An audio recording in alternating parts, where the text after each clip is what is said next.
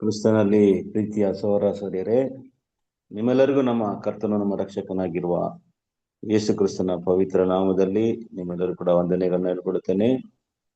ತಂದೆಯವರ ಒಂದು ಮಹಾಕೃಪೆಯಿಂದ ತಂದೆ ದೇವರು ನಮ್ಮೆಲ್ಲರನ್ನ ಕೂಡ ಆತನ ಒಂದು ಸನ್ನಿಧಾನದಲ್ಲಿ ಒಂದುಗೂಡಿಸಿ ಆತನ ವಾಕ್ಯವನ್ನು ಧ್ಯಾನಿಸೋದಕ್ಕೆ ಮಾಡಿದಂತ ಮಹಾಕೃಪೆಗಾಗಿ ಕೂಡ ನಾವೆಲ್ಲರೂ ಕೂಡ ತಂದೆಯ ದೇವರಿಗೆ ಕರ್ತನಾದ ಯೇಸು ಕ್ರಿಸ್ತನ ಮೂಲಕ ನಾವು ಸ್ತುತಿ ಸ್ತೋತ್ರಗಳನ್ನ ಕೂಡ ಈ ಸಮಯದಲ್ಲಿ ಸಲ್ಲಿಸೋಣ.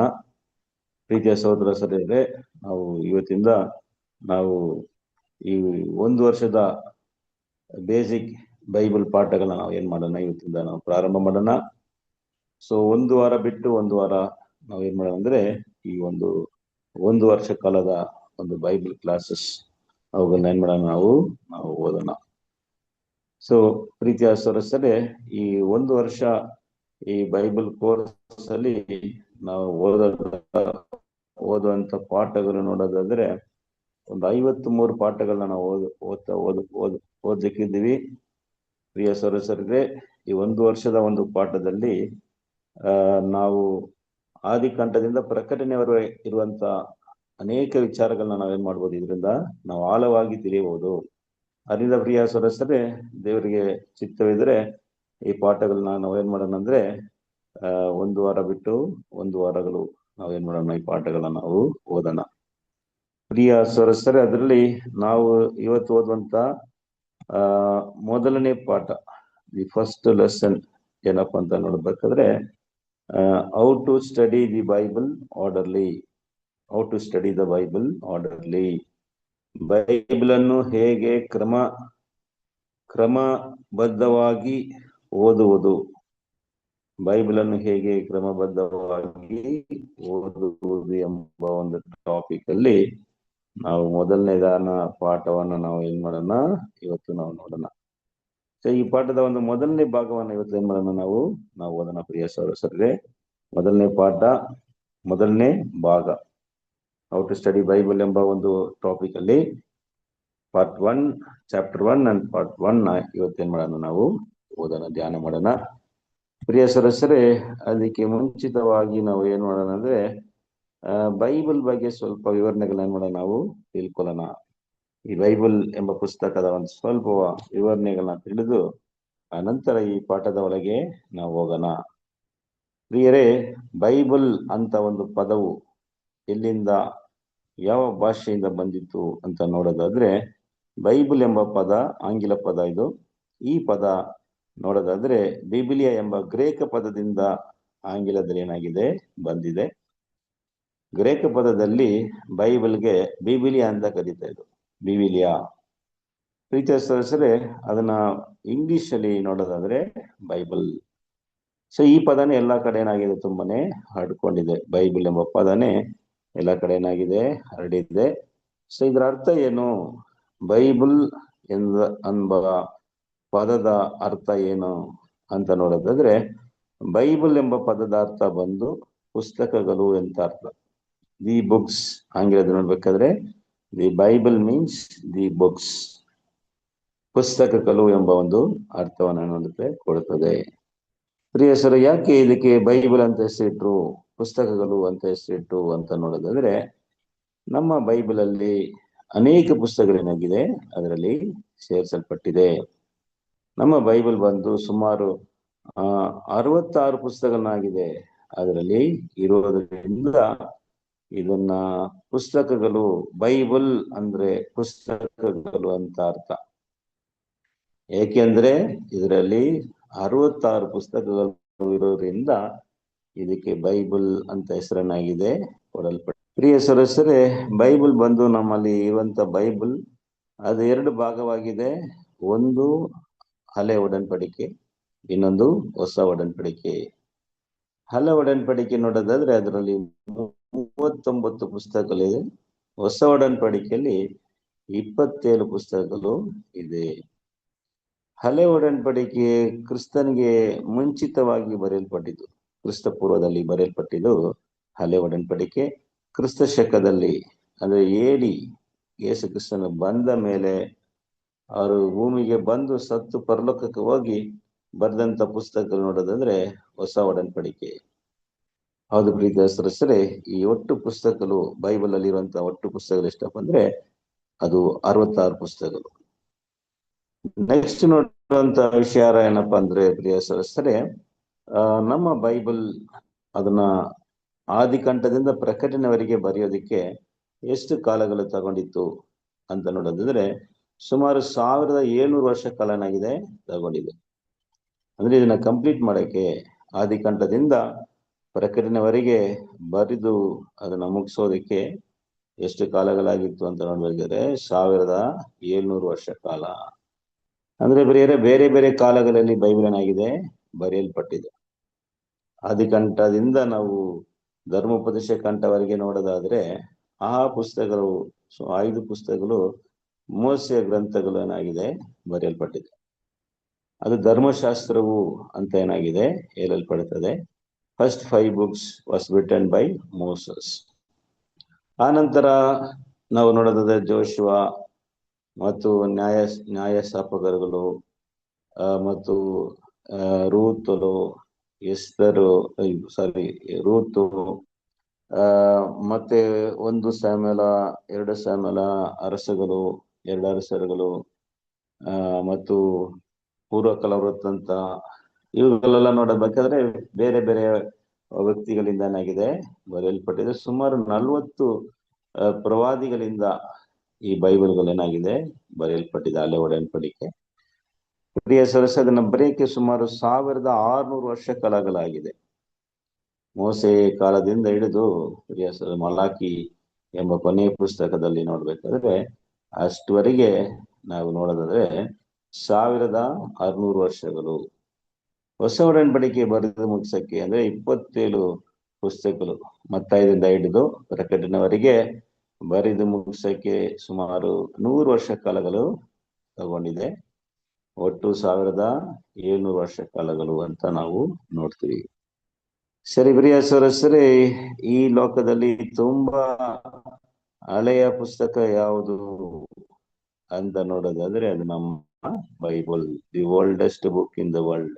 ಸುಮಾರು 4000 ಹಳೆಯ ಪುಸ್ತಕಗಳು ಅಂತ ನಾವು ನೋಡ್ಬೋದು. ಹೌದು ಪ್ರಿಯರೇ, ಇಷ್ಟು ಹಳೆಯ ಪುಸ್ತಕಗಳು ನಾವು ಈ ಲೋಕದಲ್ಲಿ ನೋಡೋದಿಲ್ಲ. ಅನೇಕ ಪುಸ್ತಕ ಲೋಕದಲ್ಲಿ ಇದೆ ಪ್ರಿಯರೇ. ಅನೇಕ ಧರ್ಮದ ಪುಸ್ತಕಗಳು ಅಂದ್ರೆ ಮತದ ಪುಸ್ತಕಗಳು ಈ ಲೋಕದಲ್ಲಿ ಅನೇಕಗಳು ಇವೆ.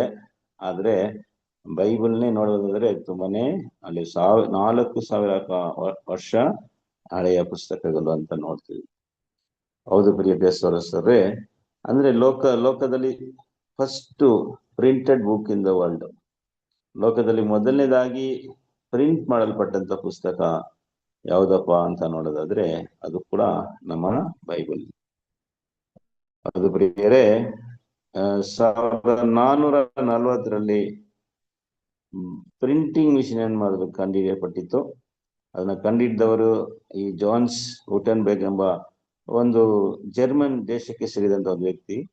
ಸೊ ಇದರಲ್ಲಿ ಪ್ರಿಂಟ್ ಮಾಡಿದಂತ ಮೊದಲನೇ ಪುಸ್ತಕ ಅಂತ ನೋಡೋದಾದ್ರೆ ಅದು ನಮ್ಮ ಪರಿಶುದ್ಧವಾದಂತ ಈ ಬೈಬಲ್. ಅದು ಪ್ರಿಯ ಸದಸ್ಯರೇ, ನೆಕ್ಸ್ಟ್ ನೋಡೋದಾದ್ರೆ ಈ ಲೋಕದಲ್ಲಿ ಅನೇಕ ಭಾಷೆಗಳಲ್ಲಿ ಭಾಷಾಂತರ ಮಾಡಲ್ಪಟ್ಟಂತ ಪುಸ್ತಕ, the most translated book in the world ಯಾವುದಂತ ನೋಡೋದಾದ್ರೆ ಅದು ನಮ್ಮ ಪವಿತ್ರ ಬೈಬಲ್. ಪ್ರಿಯರೇ, ನಮ್ಮ ಬೈಬಲ್ ಎಷ್ಟು ಭಾಷೆಗಳಲ್ಲಿ ಭಾಷಾಂತರ ಮಾಡಲ್ಪಟ್ಟಿದೆ, ಟ್ರಾನ್ಸ್ಲೇಷನ್ ಮಾಡಲ್ಪಟ್ಟಿದೆ ಅಂತ ನೋಡೋದಾದ್ರೆ ಸುಮಾರು 2000 ಭಾಷೆಗಳಿಗಿಂತ ಅಧಿಕ ಭಾಷೆಗಳಲ್ಲಿ ಏನಾಗಿದೆ ಭಾಷಾಂತರ ಮಾಡಲ್ಪಟ್ಟಿದೆ. ಅದು ಪ್ರೀತಿಯ ಸದಸ್ಯರೇ, ಮೋರ್ ದನ್ 2 ಲ್ಯಾಂಗ್ವೇಜಸ್. ಹೌದು ಪ್ರಿಯ ಸದಸ್ಯರೇ, ನಮ್ಮ ಬೈಬಲ್ ಅಷ್ಟು ಭಾಷೆಗಳಲ್ಲಿ ಏನಾಗಿದೆ ಭಾಷಾಂತರ ಮಾಡಲ್ಪಟ್ಟಿದೆ. ಈ ರೀತಿಯಾಗಿ ಭಾಷಾಂತರ ಮಾಡಲ್ಪಟ್ಟಂತ ಪುಸ್ತಕ ಈ ಲೋಕದಲ್ಲಿ ಯಾವುದು ಕೂಡ ಇಲ್ಲ. ಹೌದು ಪ್ರಿಯ ಸದಸ್ಯರೇ, ಅದರಲ್ಲಿ ಅದು ಮಾತ್ರ ಅಲ್ಲ, ಈ ಲೋಕದಲ್ಲಿ ತುಂಬಾ ಅಧಿಕವಾಗಿ ಮಾರಾಟ ಆದಂತ ಪುಸ್ತಕ, the most solded book in the world, ಅದು ಯಾವುದಪ್ಪ ಅಂದ್ರೆ ಅದು ನಮ್ಮ ಬೈಬಲ್. ಅದು ಪ್ರಿಯರೇ, ಅನೇಕ ತುಂಬಾ ಕಡಿಮೆ ಬೆಲೆಯಲ್ಲಿ ಮತ್ತು ಉಚಿತವಾಗಿ ಕೂಡ ಅನೇಕರಿಗೆ ಕೊಡಲ್ಪಟ್ಟಂತ ಪುಸ್ತಕ ಒಂದು ನಮ್ಮ ಬೈಬಲ್. ಅದು ಪ್ರಿಯರೇ, ಅನೇಕರು ಬೇರೆಯವರಿಗೆ ಒಂದು ಗಿಫ್ಟ್ ಮಾಡುವಂತ ಒಂದು ಪುಸ್ತಕಗಳು ಕೂಡ ನಾವು ನೋಡೋದಾದ್ರೆ ಅನೇಕ ಜನರುಗಳಿಂದ ಬೇರೆಯವರಿಗೆ ಗಿಫ್ಟ್ ಕೊಡಲ್ಪಟ್ಟಂಥದ್ದು, ಉಚಿತವಾಗಿ ಕೊಡಲ್ಪಟ್ಟಂತ ಪುಸ್ತಕ ಅದು ನಮ್ಮ ಪವಿತ್ರ ಬೈಬಲ್. ಅದು ಮಾತ್ರ ಅಲ್ಲ ಪ್ರಿಯರೇ, ಅನೇಕ ಜನರಿಂದ ಓದಿದಂತ ಪುಸ್ತಕ.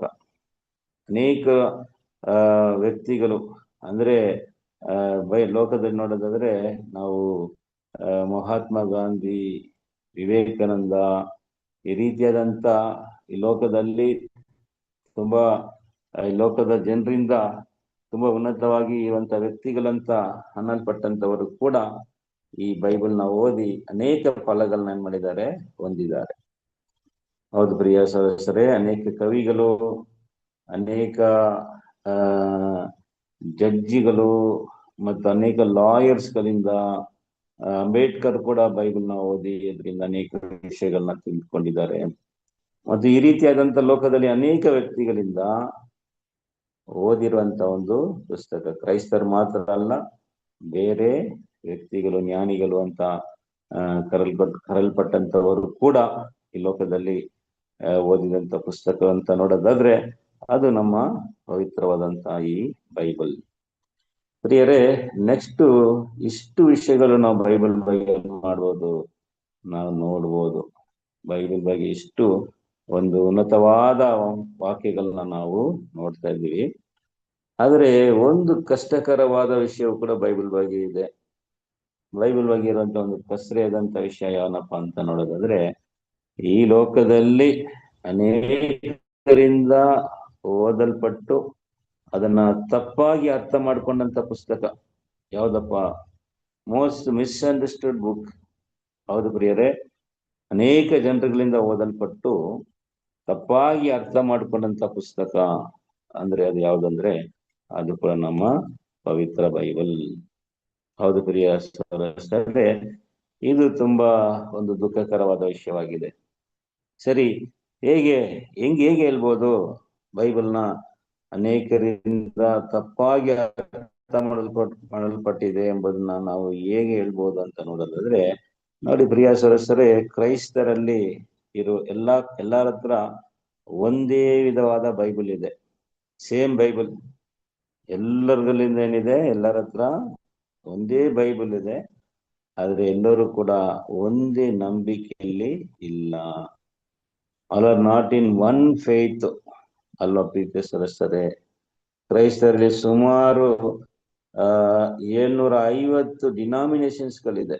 ಡಿನಾಮಿನೇಷನ್ಸ್ಗಳಂದ್ರೆ ವಿಭಾಗಗಳು. ಪ್ರಿಯ ಸದಸ್ಯರೇ, ಕೆಲವರು ತನ್ನನ್ನ ರೋಮನ್ ಕ್ಯಾಥಲಿಕ್ ಕ್ರೈಸ್ತರು ಅನ್ಕೊಳ್ತಾರೆ, ಇನ್ನು ಕೆಲವರು ತಮ್ಮನ್ನ ಪ್ರಾಟೆಸ್ಟೆಂಟ್ಸ್ ಕ್ರೈಸ್ತರುಗಳು, CSIಗಳು, ಬ್ರದರನ್ಸ್, ನಾವು ಮೆಥಡಿಸ್ಟ್ ಸಭೆಯವರು, ನಾವು ಪೆಂಟಿಕಾಸ್ಟ್ ಸಭೆಯವರು. ಪೆಂಟಿಕಾಸ್ಟ್ ಅಲ್ಲಿ ನೋಡೋದಾದ್ರೆ CPM ಅಂತ ಕೆಲವರು ತಮ್ಮನ್ನ ಹೇಳ್ಕೊಳ್ತಾರೆ.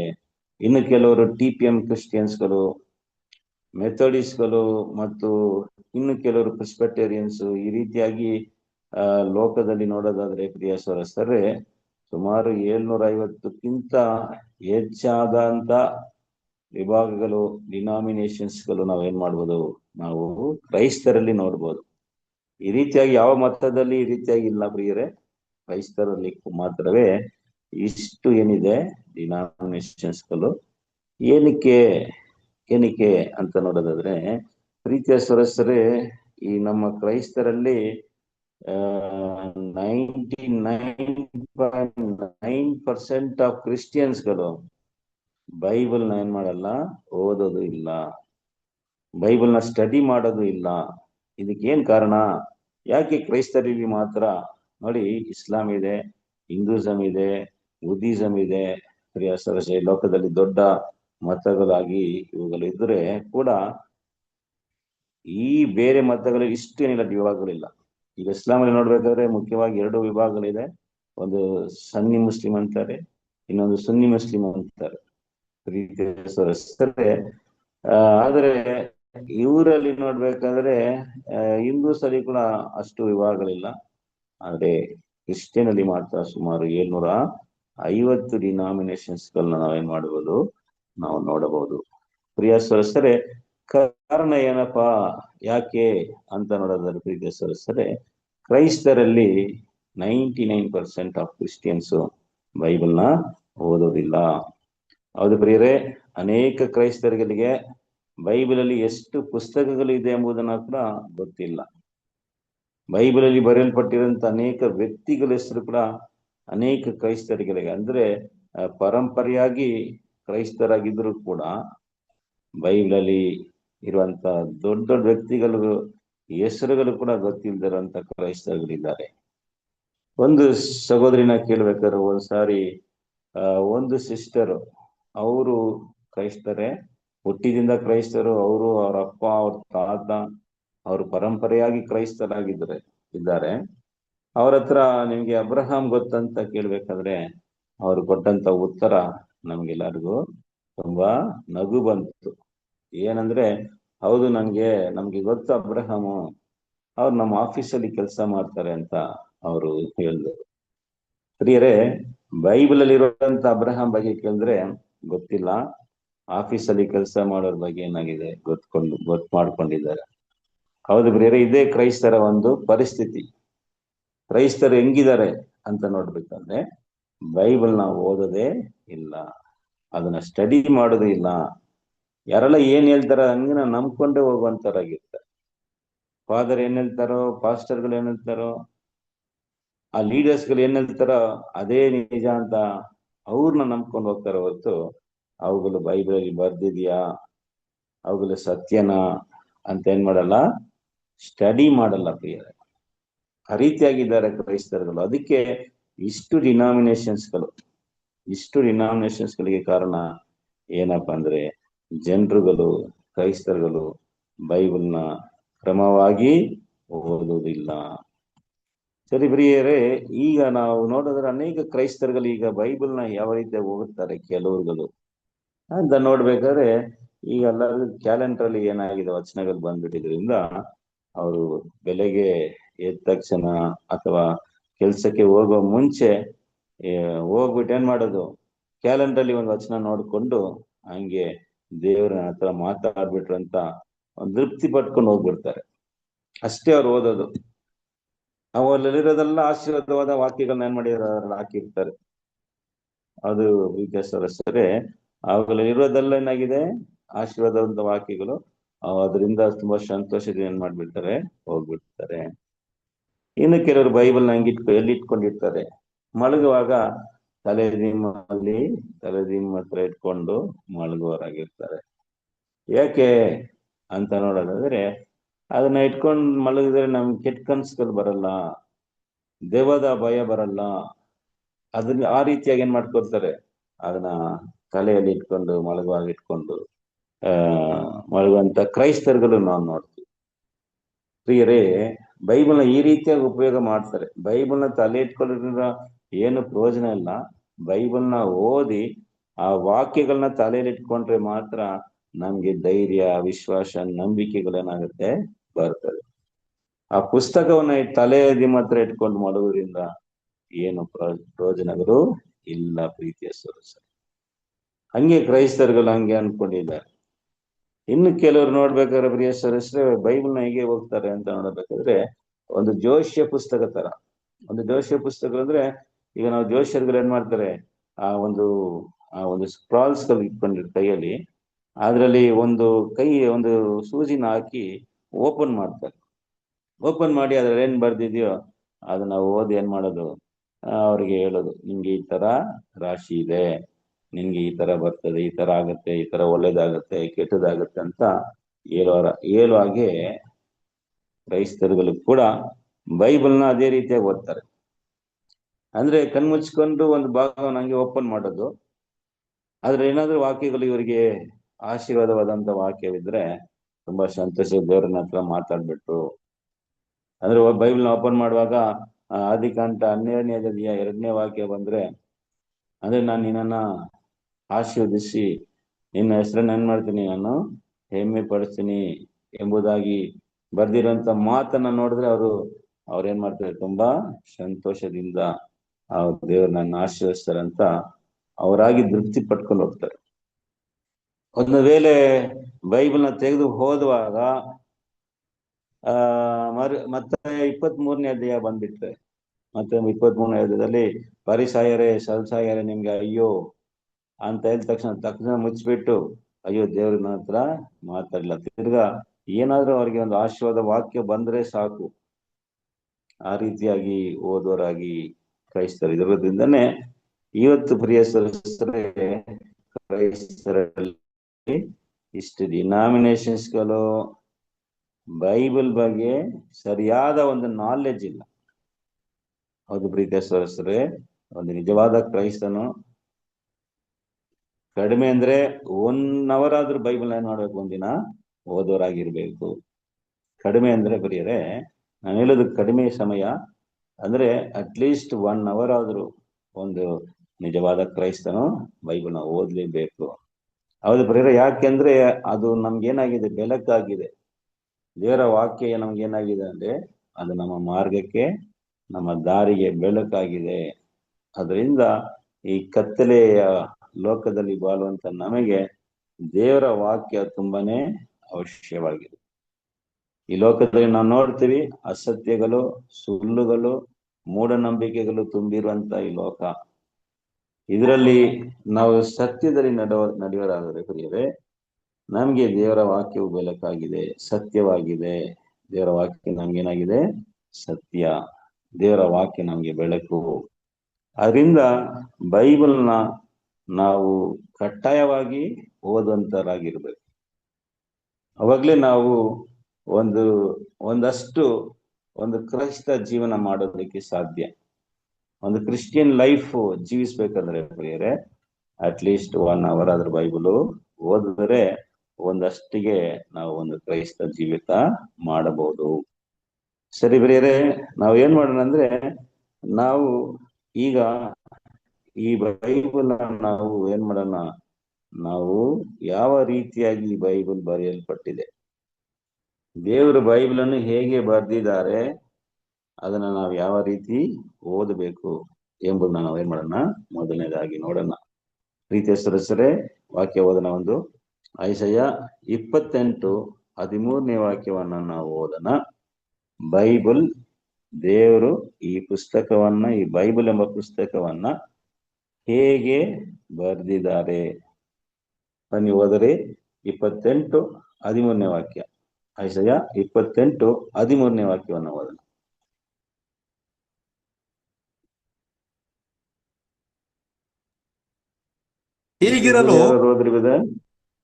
ಹೀಗಿರಲು ಯೆಹೋವನ ಮಾತು ಆಜ್ಞೆಯ ಮೇಲೆ ಆಜ್ಞೆ, ಆಜ್ಞೆಯ ಮೇಲೆ ಆಜ್ಞೆ, ಸೂತ್ರದ ಮೇಲೆ ಸೂತ್ರ, ಸೂತ್ರದ ಮೇಲೆ ಸೂತ್ರ, ಇಲ್ಲಿ ಸ್ವಲ್ಪ ಅಲ್ಲಿ ಸ್ವಲ್ಪ ಎಂಬುದಾಗಿ ಇವರಿಗೆ ಪರಿಣಮಿಸುವುದು. ಇವರು ನಡೆದು ಹಿಂದೆ ಬಿದ್ದು ಭಂಗಪಡುವರು, ಬೋನಿಗೆ ಸಿಕ್ಕಿ ವಶವಾಗುವರು. ನೋಡಿದ್ರೆ ಪ್ರೀತಿಯ ಸದಸ್ಯರೇ, ಇಲ್ಲಿ ನಾವು ವಾಕ್ಯ ಓದ್ತೀವಿ. ಇಲ್ಲಿ ಏನ್ ಓದ್ತೀವಿ ಅಂದ್ರೆ 28:13 ವಾಕ್ಯವು ಏನಾಗಿದೆ ಅಂದ್ರೆ ಈ ರೀತಿಯಾಗಿ ಏನಾಗಿದೆ ಬರೆಯಲ್ಪಟ್ಟಿದೆ. ಏನಂದ್ರೆ, ಈಗಿರಲು ಯೆಹೋವನ ಮಾತು ಆಜ್ಞೆಯ ಮೇಲೆ ಆಜ್ಞೆ, ಆಜ್ಞೆಯ ಮೇಲೆ ಆಜ್ಞೆ, ಸೂತ್ರದ ಮೇಲೆ ಸೂತ್ರ, ಸೂತ್ರದ ಮೇಲೆ ಸೂತ್ರ, ಅಲ್ಲಿ ಸ್ವಲ್ಪ ಇಲ್ಲಿ ಸ್ವಲ್ಪ ಅಲ್ಲಿ ಸ್ವಲ್ಪ ಎಂಬುದಾಗಿ ಅವರಿಗೆ ಏನಾಗಿದೆ, ಪರಿಣಮಿಸುತ್ತವೆ. ಅಂದ್ರೆ ಪ್ರಿಯರೇ, ದೇವರ ವಾಕ್ಯವು ಹೆಂಗಿದೆ ಅಂದ್ರೆ ಆಜ್ಞೆ ಮೇಲೆ ಆಜ್ಞೆ, ಆಜ್ಞೆ ಮೇಲೆ ಆಜ್ಞೆ, ಸೂತ್ರದ ಮೇಲೆ ಸೂತ್ರ, ಅಲ್ಲಿ ಸ್ವಲ್ಪ ಇಲ್ಲಿ ಸ್ವಲ್ಪ, ಅಲ್ಲಿ ಸ್ವಲ್ಪ ಇಲ್ಲಿ ಸ್ವಲ್ಪವಾಗಿದೆ ಅಂತ ಇಲ್ಲಿ ಏನಾಗಿದೆ ಬರೆಯಲ್ಪಟ್ಟಿದೆ. The word of the Lord, the word of the Lord, little air and little there. ಏನಪ್ಪಾ ಇದು, ಈ ವಾಕ್ಯ ಏನೋ ಹೇಳ್ತದೆ ಅಂತ ನೋಡ್ಬೇಕಾದ್ರೆ ಪ್ರಿಯರೇ, ದೇವರ ವಾಕ್ಯವಂದ್ರೆ ದೇವರು ಈ ಬೈಬಲ್ನ ಹೆಂಗೆ ಬರೆದಿದ್ದಾರೆ ಅಂದ್ರೆ ಇಲ್ಲಿ ಸ್ವಲ್ಪ ಅಲ್ಲಿ ಸ್ವಲ್ಪವಾಗಿ ಬರೆದಿದ್ದಾರೆ. ಹೇಗೆ ಅಂತ ನೋಡ್ಬೇಕಾದ್ರೆ, ಉದಾಹರಣೆಗೆ ನೋಡ್ಬೇಕಾದ್ರೆ ನೋಡಿ ಪ್ರೀತಿಯ ಸದಸ್ಯರೇ, ನಮ್ಮನ್ನ ABCD ಬರೀರಿ ಅಂತ ಹೇಳಿದ್ರೆ ನಾವೇನ್ ಮಾಡ್ತೀವಿ, ಒಂದು ಆರ್ಡರ್ ಆಗಿ ಬರಿತೀವಿ, ABCDEFGH ಅಂತ. ಪ್ರಿಯ ಸದಸ್ಯರೇ, ದೇವರು ಈ ಪುಸ್ತಕವನ್ನು ಆ ರೀತಿಯಾಗಿ ಬರ್ದಿಲ್ಲ. ಹೇಗೆ ಬರೆದಿದ್ರೆ, ಹೇಗೆ ಒಂದ್ ಕಡೆ B ಒಂದ್ ಕಡೆ C ಒಂದ್ ಕಡೆ D ಒಂದ್ ಕಡೆ ಬರ್ದು ಅಲ್ಲೆಲ್ಲಿ ಏನ್ ಮಾಡಿಬಿಟ್ಟಿದ್ದಾರೆ, ಚದರಿಸ್ಬಿಟ್ಟಿದ್ದಾರೆ. ಹೌದು ಪ್ರೀತಿಯ ಸದಸ್ಯರೇ, ಬೈಬಲ್ ಹಂಗೇನೆ ಬರೆಯಲ್ಪಟ್ಟಿದೆ.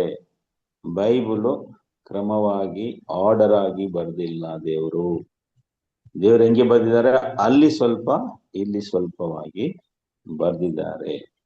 ಹೇಗೆ, ಏನು ಒಂದು ಉದಾಹರಣೆ ಏನ್ ಮಾಡೋಣ, ನಾವು ನೋಡೋಣ. ಆಗ ನಮ್ಗೇನಾಗುತ್ತೆ, ನಮ್ಗೆ ಗೊತ್ತಾಗ್ಬೋದು.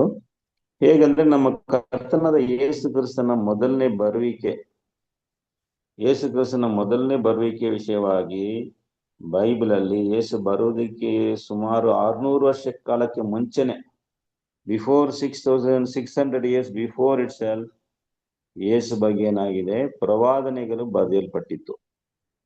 ಪ್ರವಾದನೆಗಳು ಅವ್ರು ಹುಟ್ಟುವುದಕ್ಕೆ ಮುಂಚಿತವಾಗಿನೇ ಯೇಸು ಸ್ವಾಮಿಯ ವಿಷಯವಾಗಿ ಏನಾಗಿತ್ತು, 600 ವರ್ಷ 600 years ಬಿಫೋರ್ ಆಗಿ ಬರೆಯಲ್ಪಟ್ಟಿತ್ತು. ಏನಂದ್ರೆ ಯೇಸು ಸ್ವಾಮಿ ಯಾವ ಊರಲ್ಲಿ ಹುಟ್ಟುತ್ತಾರೆ, ಯಾರಲ್ಲಿ ಹುಟ್ಟುತ್ತಾರೆ, ಮತ್ತು ಅವರು ಯಾವಾಗ ಹುಟ್ಟುತ್ತಾರೆ, ಮತ್ತು ಅವರು ಯಾವ ರೀತಿಯಾಗಿ ಸಾಯ್ತಾರೆ, ಯಾವ ರೀತಿಯಾಗಿ ಪ್ರಸಂಗ ಮಾಡ್ತಾರೆ, ಪ್ರಿಯ ಸರಸರೇ, ಎಲ್ಲ ವಿಚಾರಗಳು ಬೈಬಲ್ ಏನಾಗಿದೆ, ಬರೆಯಲ್ಪಟ್ಟಿದೆ. ಹೌದು ಪ್ರಿಯರೇ. ಆದ್ರೆ ಅವುಗಳೆಲ್ಲವೂ ಕೂಡ ಒಂದೇ ಕಡೆ ಏನಾಗಿಲ್ಲ, ಬರ್ದಿಲ್ಲ. ಉದಾಹರಣೆಗೆ ನೋಡಿ, ಈಗ ನೀವು ಉತ್ತರ ಕೊಡ್ರಿ. ಈಗ ಯೇಸು ಸ್ವಾಮಿ ಹುಟ್ಟುವ ಒಂದು ಸ್ಥಳ, ಯೇಸು ಸ್ವಾಮಿ ಯಾವ ಊರಲ್ಲಿ ಹುಟ್ಟುತ್ತಾರೆ ಎಂಬುದಾಗಿ ಹಳೇ ಒಡன்பಡಿಕೆಯಲ್ಲಿ ಯೇಸು ಹುಟ್ಟೋದಕ್ಕೆ ಮುಂಚೆನೆ ಬರೆಯಲ್ಪಟ್ಟಿದೆ. ಯಾರಾದ್ರೂ ಹೇಳಿ, ಯೇಸು ಸ್ವಾಮಿ ಯಾವ ಊರಲ್ಲಿ ಹುಟ್ಟಿದ್ರು? ಯೇಸು ಸ್ವಾಮಿ ಯಾವ ಊರಲ್ಲಿ ಹುಟ್ಟಿದ್ರು? ಬೆತ್ಲೆಹೇಮಲ್ಲಿ. ಹೌದು ಪ್ರಿಯ ಸರಸರೇ, ಕರೆಕ್ಟ್ ಆಗಿ ಹೇಳಿದ್ರೆ ಬೆತ್ಲೆಹೇಮಲ್ಲಿ ಯೇಸು ಹುಟ್ಟೋದು ಕರೆಕ್ಟ್. ಆದ್ರೆ ಬೆತ್ಲೆಹೇಮಲ್ಲಿ ಯೇಸು ಹುಟ್ಟುತ್ತಾರೆ ಎಂಬುದಾಗಿ ಎಲ್ಲಿ ಬರೆಯಲ್ಪಟ್ಟಿತ್ತು? ಯಾವ ಪುಸ್ತಕದಲ್ಲಿ ಬರೆಯಲ್ಪಟ್ಟಿತ್ತು? ಯಾರು ಹೇಳ್ತೀರ ನೋಡೋಣ. ಹಳೆ ಒಡன்பಡಿಕೆಯಲ್ಲಿ ಯೇಸು ಸ್ವಾಮಿ ಏನು ಬೆತ್ಲೆಹೇಮಲ್ಲಿ ಹುಟ್ಟುತ್ತಾರೆ ಎಂಬುದಾಗಿ ಅವ್ರ ಮುಟ್ಟಕ್ಕೆ ಮುಂಚೆನೆ ಬರೆಯಲ್ಪಟ್ಟಿತ್ತು. ಯಾವ ಪುಸ್ತಕ ಹೇಳ್ತೀರಾ? ಯೆಶಾಯನು ಬರೆದ ಪ್ರವಾದನೆ. ಇಲ್ಲ, ಯೇಸು ಸ್ವಾಮಿ ಹುಟ್ಟುವ ಸ್ಥಳದ ವಿಷಯವಾಗಿ ನಮ್ಗೆ ಮೀಕನ ಪುಸ್ತಕ 5ನೇ ಅಧ್ಯಾಯ 2ನೇ ವಾಕ್ಯದಲ್ಲಿ ಬರೆಯಲ್ಪಟ್ಟಿದೆ. ಮೀಕ, ಬನ್ನಿ ಓದೋಣ. 5:2. ಎಫ್ರಾತದ ಬೆತ್ಲೆಹೇಮೆ, ನೀನು ಯಹೂದದ ಗ್ರಾಮಗಳಲ್ಲಿ ಚಿಕ್ಕದಾಗಿದ್ದರು, ಇಸ್ರಾಯೇಲನ್ನು ಆಳತಕ್ಕವನು ನಿನ್ನೊಳಗಿಂದ ನನಗಾಗಿ ಹೊರಡುವನು. ಆತನ ಹೊರಡೋಣದ ಮೂಲವು ಪುರಾತನವು ಅನಾದಿಯೂ ಆದದ್ದು. ನೋಡ್ರ ಪ್ರೀತಿಯ ಸದಸ್ಯರಲ್ಲಿ ವಾಕ್ಯ ಏನಂತಂದ್ರೆ ಅಂದ್ರೆ, ಎಫ್ರಾದದ ಬೆತ್ಲೆಹೇಮೆ, ಎಫ್ರಾದ ಬೆತ್ಲೆಹೇಮ್, ಯೇಸು ಸ್ವಾಮಿ ಅಲ್ಲೇ ಹುಟ್ಟಿದ್ರು, ಬೆತ್ಲೆಹೇಮಲ್ಲೇ ಹುಟ್ಟಿದ್ರು ಎಂಬುದಾಗಿ ಯಾವ ಪುಸ್ತಕದಲ್ಲಿ? ಹಳೆ ಒಡன்பಡಿಕೆ ಮೀಕ ಬಂದು ಯೇಸು ಸ್ವಾಮಿ ಹುಟ್ಟಕ್ಕೆ 600 ವರ್ಷಕ್ಕೆ ಮುಂಚೆ ಬರೆಯಲ್ಪಟ್ಟಂತ ಒಂದು ಪುಸ್ತಕ. ಇದನ್ನ ಮತ್ತಾಯ ಏನ್ ಮಾಡ್ತಾರೆ, ಇದನ್ನ ಈ ಪ್ರವಾದನೆ ಏನಾಯ್ತು, ಯೇಸು ಸ್ವಾಮಿ ಹುಟ್ಟುವಾಗ ನೆರವೇರಿತು ಎಂಬುದಾಗಿ ಮತ್ತಾಯ 2:6 ಓದ್ತಾರೆ. ಅದನ್ನ ಹೇಳ್ತಾರೆ ನೋಡಿಪ್ಪ, ಮತ್ತಾಯ. ಅದನ್ನು ಓದ್ಬಿಡೋಣ, ಓದ್ರಿ. ಅದು 2ನೇ ಅಧ್ಯಾಯ ಮತ್ತಾಯ 2:6 ಓದ.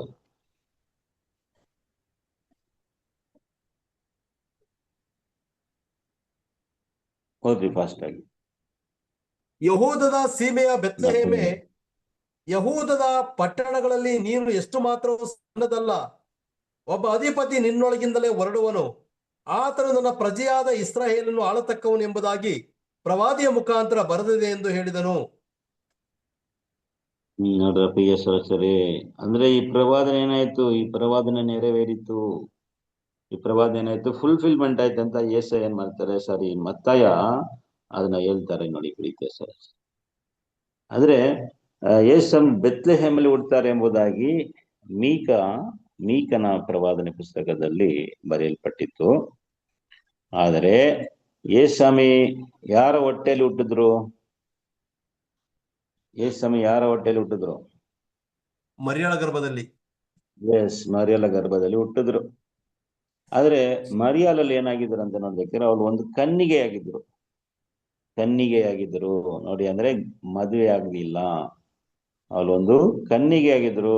ಪ್ರಿಯ ಸದಸ್ಯರೇ, ಯೇಸ್ವಾಮಿ ಒಂದು ಕನ್ನಿಗೆ ಒಂದು ಹೊಟ್ಟೆಯಲ್ಲಿ ಏನಾಗ್ತಾರೆ, ಹುಟ್ಟುತ್ತಾರೆ ಎಂಬುದಾಗಿ ಬೈಬಲ್ ಅಲ್ಲಿ ಅವ್ರ ಹುಟ್ಟಕ್ಕೆ ಮುಂಚೆನೆ ಏನಾಗಿತ್ತು, ಬರೆಯಲ್ಪಟ್ಟಿತ್ತು. ಆದ್ರೆ ಅದು ಮೀಕದಲ್ಲಿ ಅಲ್ಲ. ಯಾರು ಎಲ್ರಿ ಈಗ ಹೇಳ್ರಿ, ಯಾರೋ ಒಬ್ರು, ಅದು ಎಲ್ಲಿ ಬರೆಯಲ್ಪಟ್ಟಿದೆ? ಯೇಸ್ವಾಮಿ ಒಂದು ಕನ್ನಿಯ ಹೊಟ್ಟೆಯಲ್ಲಿ ಹುಟ್ಟುತ್ತಾರೆ ಎಂಬುದಾಗಿ. ಏಷ್ಯಾಯದಲ್ಲಿ. Very good. ವಚನ ಹೇಳಕ್ಕೆ ಸಾಧ್ಯ ಇದೆಯಾ? ಪುಸ್ತಕ ಹೇಳಿದ್ರಿ, ಅಧ್ಯಾಯ ಹೇಳಕ್ಕೆ ಸಾಧ್ಯತೆ ಇದೆಯಾ? ಏಳನೇ ಅಧ್ಯಾಯ ವೆರಿ ಗುಡ್. ಬ್ರದರ್. 7ನೇ ಅಧ್ಯಾಯದಲ್ಲಿ 14ನೇ ವಾಕ್ಯದಲ್ಲಿ ಏನಾಗಿದೆ, ಬರೆಯಲ್ಪಟ್ಟಿದೆ ಯೇಸ್ವಾಮಿ ಒಂದು ಕನ್ಯೆಯ ಹೊಟ್ಟೆಯಲ್ಲಿ ಹುಟ್ಟುತ್ತಾರೆ ಅಂತ. ವಾಕ್ಯ ಓದೋಣ ಬನ್ನಿ. 7ನೇ ಅಧ್ಯಾಯ 14ನೇ ವಾಕ್ಯ. ಇದರಿಂದ ಕರ್ತನು ತಾನೇ ನಿಮಗೆ ಒಂದು ಗುರುತನ್ನು ಕೊಡುವನು. ಇಗೋ, ಒಬ್ಬ ಕನ್ನಿಕೆಯು ಗರ್ಭಿಣಿಯಾಗಿ ಮಗನನ್ನು ಹಡೆದು ಅವನಿಗೆ ಇಮ್ಮಾನುವೇಲ್ ಎಂದು ಹೆಸರಿಡುವಳು. ಅವನು ನೋಡ್ರ ಪ್ರೀತಿಯಸ್ಥರ ಸರಿ, ಸಾಕು ಸಿಸ್ಟರ್. ನೋಡಿ, ಯೇಸ್ವಾಮಿ ಏನಾಗ್ತಾರೆ, ಒಂದು ಕನ್ಯೆಯ ಹೊಟ್ಟೆಯಲ್ಲಿ ಹುಟ್ಟುತ್ತಾರೆ. ಇದರಿಂದ ಕರ್ತನು ತಾನು ನಿಮಗೊಂದು ಗುರುತನ್ನು ಕೊಡುವನು.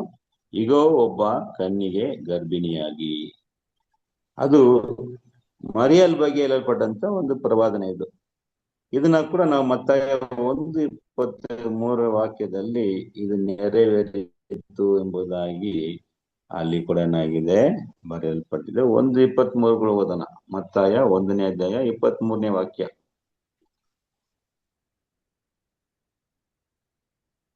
ಮತ್ತಾಯ 1:23 ಓದ್ರಿ. ಈಗ ಒಬ್ಬ ಕನ್ನಿಕೆಯು ಗರ್ಭಿಣಿಯಾಗಿ ಮಗನನ್ನು ಹಡೆಯುವಳು, ಆತನಿಗೆ ಇಮ್ಮಾನುವೇಲ್ ಎಂದು ಹೆಸರಿಡುವರು ಎಂಬುದು ದೇವರು ನಮ್ಮ ಕೂಡ ಇದ್ದಾನೆಂದು ಈ ಹೆಸರಿನ ಅರ್ಥ. ನೋಡ್ರಿ ಪ್ರಿಯ ಸದಸ್ಯರೇ, ಈ ಪ್ರವಾದನೆಗಳು ಏನಾಯ್ತು, ನೆರವೇರಿತ್ತು ಎಂಬುದಾಗಿ ಮತ್ತಾಯ ಏನ್ ಮಾಡ್ತಾರೆ, ಇದನ್ನ ಬರೀತಾರೆ. ನೋಡಿ ಪ್ರಿಯ ಸದಸ್ಯರೇ, ಯೇಸ್ವಾಮಿ ಯಾವ ಊರಲ್ಲಿ ಹುಟ್ಟುತ್ತಾರೆ ಎಂಬುದು ಮೀಕದಲ್ಲಿ ಬರೆಯಲ್ಪಟ್ಟಿತ್ತು ಸ್ವಲ್ಪ, ಮತ್ತು ಮತ್ತಾಯದಲ್ಲಿ ಇದು ಏಸಾಯದಲ್ಲಿ ಅವರು ಒಂದು ಕನ್ನಿಯ ಹೊಟ್ಟೆಯಲ್ಲಿ ಹುಟ್ಟುತ್ತಾರೆ ಎಂಬುದಾಗಿ ಏಸಾಯದಲ್ಲಿ ಸ್ವಲ್ಪ, ಅಲ್ಲಿ ಸ್ವಲ್ಪ, ಇಲ್ಲಿ ಸ್ವಲ್ಪ. ಇನ್ನೊಂದು ನೋಡೋಣ. ಇನ್ನೊಂದೇನಪ್ಪ ಅಂದ್ರೆ, ಯೇಸ್ವಾಮಿನ ತೋರ್ಸ್ಕೊಟ್ರಲ್ಲ, ಯೇಸ್ವಾಮಿನ ತೋರ್ಸ್ಕೊಟ್ಟಿದ್ದು ಯಾರು? ಯೇಸ್ವಾಮಿನ ತೋರ್ಸ್ಕೊಟ್ಟಿದ್ದು ಯೂದಾಸ್ ಅಲ್ವಾ? ಎಷ್ಟು ಕಾಸಿಗೆ ಯೂದಾಸನು ಎಷ್ಟು ದುಡ್ಡಿಗೆ ಯೇಸ್ವಾಮಿನ ತೋರ್ಸ್ಕೊಟ್ಟ? 30 ಬೆಳ್ಳಿ ನಾಣ್ಯ. ಎಷ್ಟು ದುಡ್ಡಿಗೆ ತೋರ್ಸ್ಕೊಟ್ಟ? 30 ಬೆಳ್ಳಿ ನಾಣ್ಯಗಳಿಗೆ ತೋರ್ಸ್ಕೊಟ್ಟವನು. ಆದ್ರೆ ಅದನ್ನ ಕೂಡ ಏನಾಗಿದೆ, ದೇವರು ಬರ್ದಿಟ್ಟಿದ್ರು. ಅದನ್ನ ಕೂಡ ಬೈಬಲಲ್ಲಿ ಬರೆಯಲ್ಪಟ್ಟಿದ್ದ ಅಲೆವಡೆನ್ಪಡಿಕಲ್ಲಿ. ಅದು ಎಲ್ಲಪ್ಪ ಎಲ್ಲಿ ಬರೆಯಲ್ಪಟ್ಟಿತ್ತು ಅಂತ ನೋಡ್ಬೇಕಾದ್ರೆ, ಸಕೆರಿನ ಪುಸ್ತಕ ನೋಡಿ. ಸಕೆರೆದಲ್ಲಿ ಯೇಸ್ವಾಮಿನ 12 ಬೆಳ್ಳಿ ನಾಣ್ಯಕ್ಕೆ ಒಪ್ಪಿಸ್ಕೊಡ್ತಾರೆ ಎಂಬುದಾಗಿ ಬರೆಯಲ್ಪಟ್ಟು ತೋರ್ಸ್ಕೊಡ್ತಾರೆ. ಅದನ್ನ ಕೂಡ ಓದ್ರಿ. ಸಕೆರೆ 11 ವಾಕ್ಯ 12ನೇ ವಾಕ್ಯವನ್ನು ಓದ್ರಿ.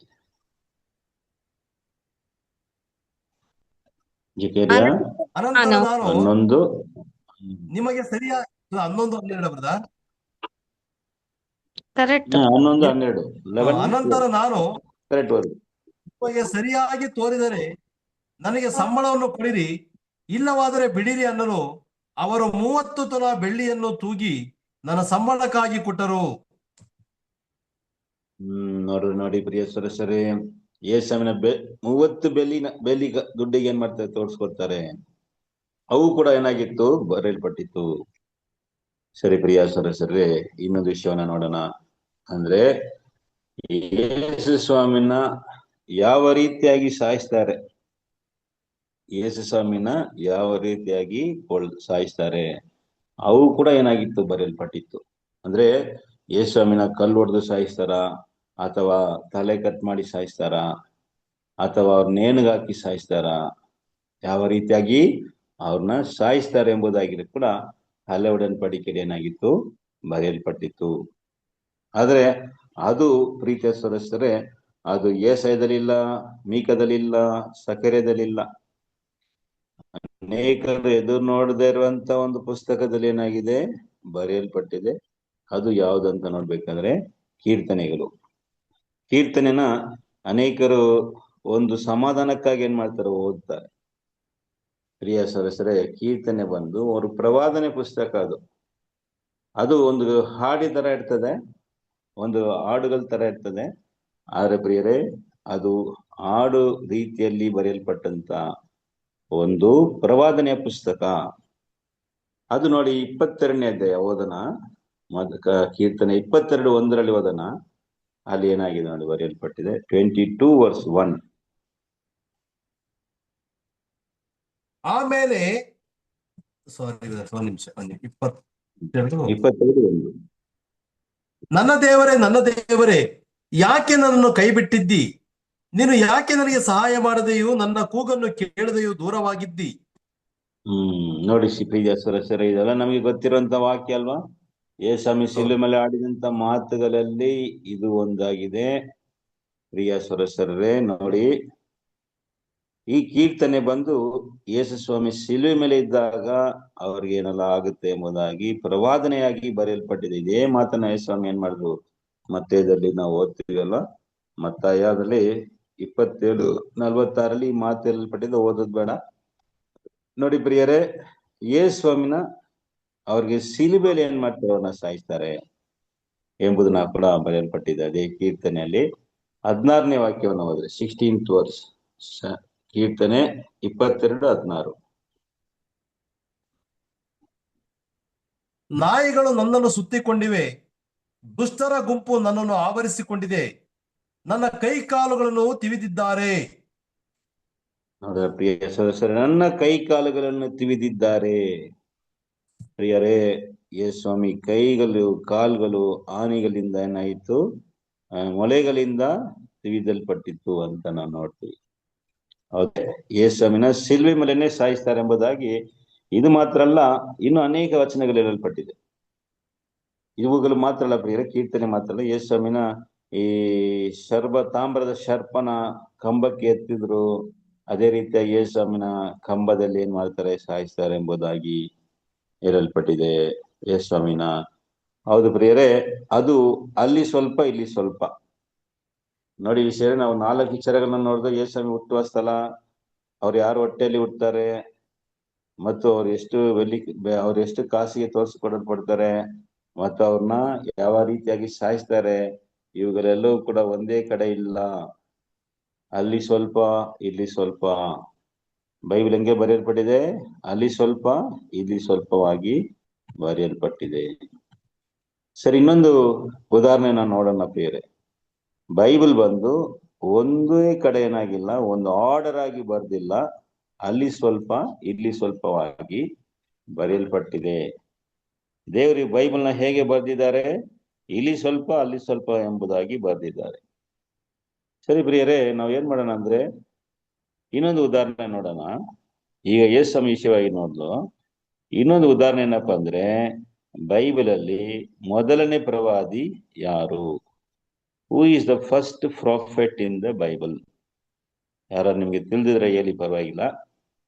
Who is the first prophet? Bible ಅಲ್ಲಿ ಪ್ರವಾದಿಸಿದಂತ ಮೊದಲನೇ ಪ್ರವಾದಿ ಯಾರಂತ ನಾವು ಹೇಳಿ ಬ್ರದರ್ಸ್, ಯಾರು ಹೇಳಿ. ಆಕ್ಚುಲಿ ದೇವರು ಹೇಳಿರೋದು ಬಿಟ್ರೆ ನೆಕ್ಸ್ಟ್ ಅನೋಕನೇ. Yes, correct, very good. ಪ್ರೀತಿಯ ಸರಸ್ವರಿ, ಅನೋಕನೇ ಹೌದು, ನಮಗೆಲ್ಲ ಗೊತ್ತಿದಲ್ಲ, ಅದು ಅನೇಕರಿಗೆ ಇದು ಗೊತ್ತಿಲ್ಲ. ಆದ್ರೆ ಅನೋಕನೇ ಮೊದಲನೇ ಪ್ರವಾದಿ. ನೋಡಿ ಪ್ರಿಯರೇ, ಫಸ್ಟ್ ಪ್ರಾಫಿಟ್ ಯಾರಪ್ಪ? ಅನೋಕನೇ ಮೊದಲನೇ ಪ್ರವಾದಿ. ಏನ್ ವಿಷಯವಾಗಿ ಪ್ರವಾದನೆ ಮಾಡಿದ್ದಾರೆ ಅಂದ್ರೆ, ಯೇಸು ಕ್ರಿಸ್ತನ 2ನೇ ಬರುವಿಕೆ ವಿಷಯವಾಗಿ ಪ್ರವಾದಿಸಿದ್ದಾರೆ. ಸೆಕೆಂಡ್ ಕಮಿಂಗ್, ಮೊದಲನೇ ಬರುವಿಕೆನ ಆಗಿಲ್ಲ. ಆದ್ರೆ ಯೇಸು ಸ್ವಾಮಿ 2ನೇ ಬರುವಿಕೆಯಲ್ಲಿ ಬರ್ತಾರೆ. ಅವರು ಬಂದು ಈ ಲೋಕವನ್ನ ನ್ಯಾಯ ವಿಚಾರಿಸ್ತಾರೆ, ಈ ಲೋಕವನ್ನ ನ್ಯಾಯ ವಿಚಾರಣೆ ಮಾಡ್ತಾರೆ ಎಂಬುದಾಗಿ ಅನೋಕನು ಬರೆದಿದ್ದಾನೆ. ನೋಡಿ, ಓದೋಣ. ಯೂದ 14ನೇ ವಾಕ್ಯವನ್ನ ಓದೋಣ. ಇಂಥವರ ವಿಷಯದಲ್ಲೇ ಆದಾಮನಿಗೆ 7ನೆಯ ತಲೆಯವನಾದ ಹನೋಕನು, ಇಗೋ, ಕರ್ತನು ಲಕ್ಷಾಂತರ ಪರಿಶುದ್ಧ ದೂತರನ್ನು ಕೂಡಿಕೊಂಡು ಎಲ್ಲರಿಗೆ ನ್ಯಾಯ ತೀರಿಸುವುದಕ್ಕೂ ಭಕ್ತಿಹೀನರೆಲ್ಲರೂ ಮಾಡಿದ ಭಕ್ತಿ ಇಲ್ಲದ ಎಲ್ಲಾ ಕೃತ್ಯಗಳ ವಿಷಯವಾಗಿ ಮತ್ತು ಭಕ್ತಿ ಇಲ್ಲದ ಪಾಪಿಷ್ಠರು ತನ್ನ ಮೇಲೆ ಹೇಳಿದ ಎಲ್ಲಾ ಕಠಿಣವಾದ ಮಾತುಗಳ ವಿಷಯವಾಗಿ ಅವರನ್ನು ಖಂಡಿಸುವುದಕ್ಕೂ ಬಂದನು ಎಂಬುದಾಗಿ ಪ್ರವಾದಿಸಿದನು. ಪ್ರಿಯ ಸರ್, ಫಸ್ಟ್ ಪ್ರಾಫಿಟ್ ಯಾರಪ್ಪ ಅಂದ್ರೆ ಅನೋಕ. ಸರಿ ಪ್ರಿಯರೇ, ನೋಡಿ, ಅನೋಕನೇ ಯೇಸು ಕ್ರಿಸ್ತನ ಎರಡನೇ ಬರುವಿಕೆಗೆ ಬಗ್ಗೆ ಹೇಳಿದ ಮೊದಲನೇ ಪ್ರವಾದಿ. ಆದ್ರೆ ನೋಡಿ, ಅನೋಕನ್ ಬಗ್ಗೆ ನಾವು ನೋಡೋದಾದ್ರೆ ಆದಿಕಾಂಡದಲ್ಲಿ ಇಲ್ಲ, ಆದಿಕಾಂಡದಲ್ಲಿ ಸ್ವಲ್ಪ ಇದೆ ಅಲ್ವಾ? ಯಾರು ಹೇಳಿ, ಆದಿಕಾಂಡದಲ್ಲಿ ಯಾವ ಅಧ್ಯಾಯದಲ್ಲಿ ಅನೋಕನ ವಿಷಯವಾಗಿ ಬರೆಯಲ್ಪಟ್ಟಿದೆ? Which chapter? ಯಾವ ಅಧ್ಯಾಯದಲ್ಲಿ? 2, 3, 4, 5, 6, 7 ಯಾವ ಅಧ್ಯಾಯದಲ್ಲಿ ಬರೆಯಲ್ಪಟ್ಟಿದೆ? ಯಾರು ಹೇಳ್ತೀರಾ? ನೋಡ್ಬಿಟ್ಟು ಹೇಳ್ತೀರಾ?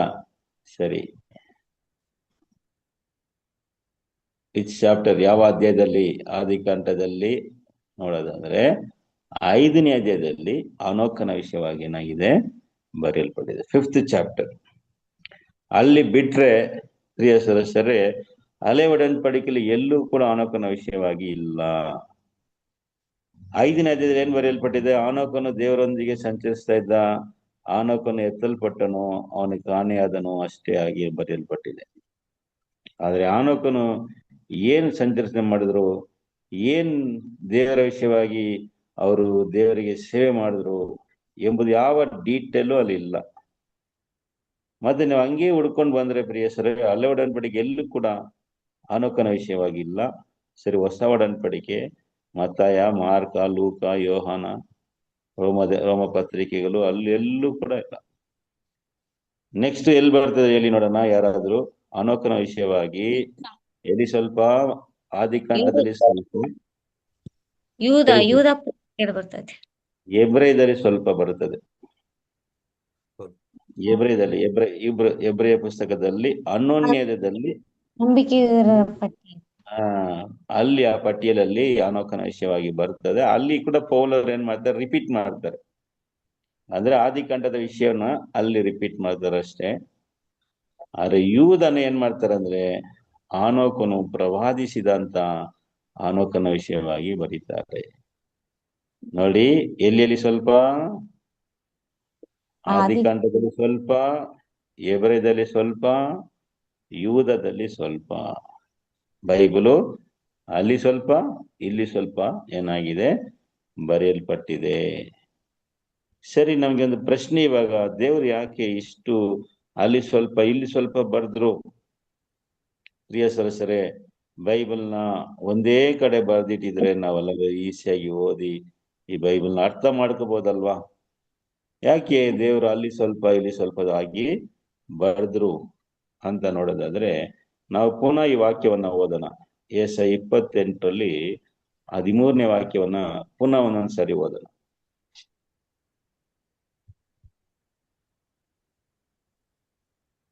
ಹೀಗಿರಲು ಯೆಹೋವನ ಮಾತು ಆಜ್ಞೆಯ ಮೇಲೆ ಆಜ್ಞೆ, ಆಜ್ಞೆಯ ಮೇಲೆ ಆಜ್ಞೆ, ಸೂತ್ರದ ಮೇಲೆ ಸೂತ್ರ, ಸೂತ್ರದ ಮೇಲೆ ಸೂತ್ರ, ಇಲ್ಲಿ ಸ್ವಲ್ಪ ಅಲ್ಲಿ ಸ್ವಲ್ಪ ಎಂಬುದಾಗಿ ಇವರಿಗೆ ಪರಿಣಮಿಸುವುದು.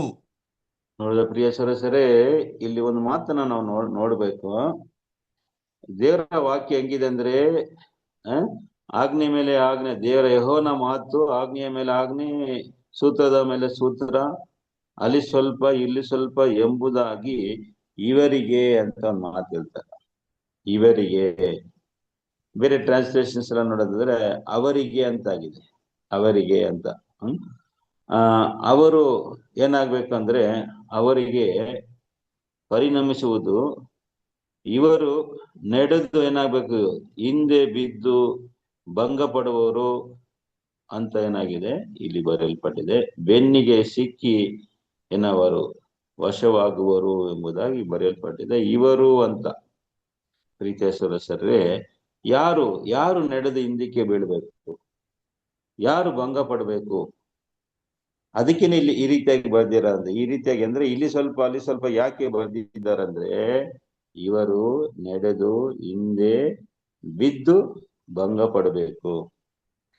ಮತ್ತು ಪ್ರಿಯರೇ, ಅವರು ಏನಾಗ್ಬೇಕು, ಬೆನ್ನಿಗೆ ಸಿಕ್ಕಿ ವಶವಾಗ್ಬೇಕು. ಇವರು ಅಂತ ಯಾರೋ ಒಬ್ಬರ ಬಗ್ಗೆ ಸ್ವಾಮಿ ಅಂತಾರೆ. ಆದ್ರೆ ಪ್ರಿಯದಲ್ಲಿ ಅದ ಹೆಂಗ್ ನೋಡ್ಬೇಕ್ರೆ ಅವರು ಅಂತ. ಯಾರಂದ್ರೆ ಪ್ರಿಯರೇ, ಬೈಬಲ್ನ ತಪ್ಪಾದ ಉದ್ದೇಶದಿಂದ, ತಪ್ಪಾದ ಯೋಚನೆಗಳಿಂದ ಯಾರೆಲ್ಲ ಬೈಬಲ್ನ ಓದ್ತಾರೋ ಅವ್ರುಗಳು ಈ ಬೈಬಲ್ನ ತಪ್ಪಾಗಿ ಅರ್ಥ ಮಾಡ್ಕೋಬೇಕು. ನಿಜವಾದ ದೇವರ ಮಕ್ಕಳು ಮಾತ್ರ ಈ ಬೈಬಲ್ನ ಏನ್ ಮಾಡ್ಬೇಕು, ಅರ್ಥ ಮಾಡ್ಕೋಬೇಕು. ಬೈಬಲ್ನ ಯಾರು ಮಾತ್ರ ಅರ್ಥ ಮಾಡ್ಬೇಕಂದ್ರೆ ನಿಜವಾದ ದೇವರ ಮಕ್ಕಳು, ನಿಜವಾದ ಯೇಸು ಕ್ರಿಸ್ತನ ಶಿಷ್ಯಂದ್ರು ಮಾತ್ರ ಅರ್ಥ ಮಾಡ್ಬೇಕು ಅಂತ ಎಂಬುದ ಉದ್ದೇಶದಿಂದನೇ ದೇವರು ಇಲ್ಲಿ ಸ್ವಲ್ಪ ಅಲ್ಲಿ ಸ್ವಲ್ಪ ಬರ್ದಿದ್ದಾರೆ. ಬೇರೆಯವರೆಲ್ಲ ಏನ್ ಮಾಡ್ಬೇಕು, ತಪ್ಪಾಗಿ ಅರ್ಥ ಮಾಡ್ಬೇಕು.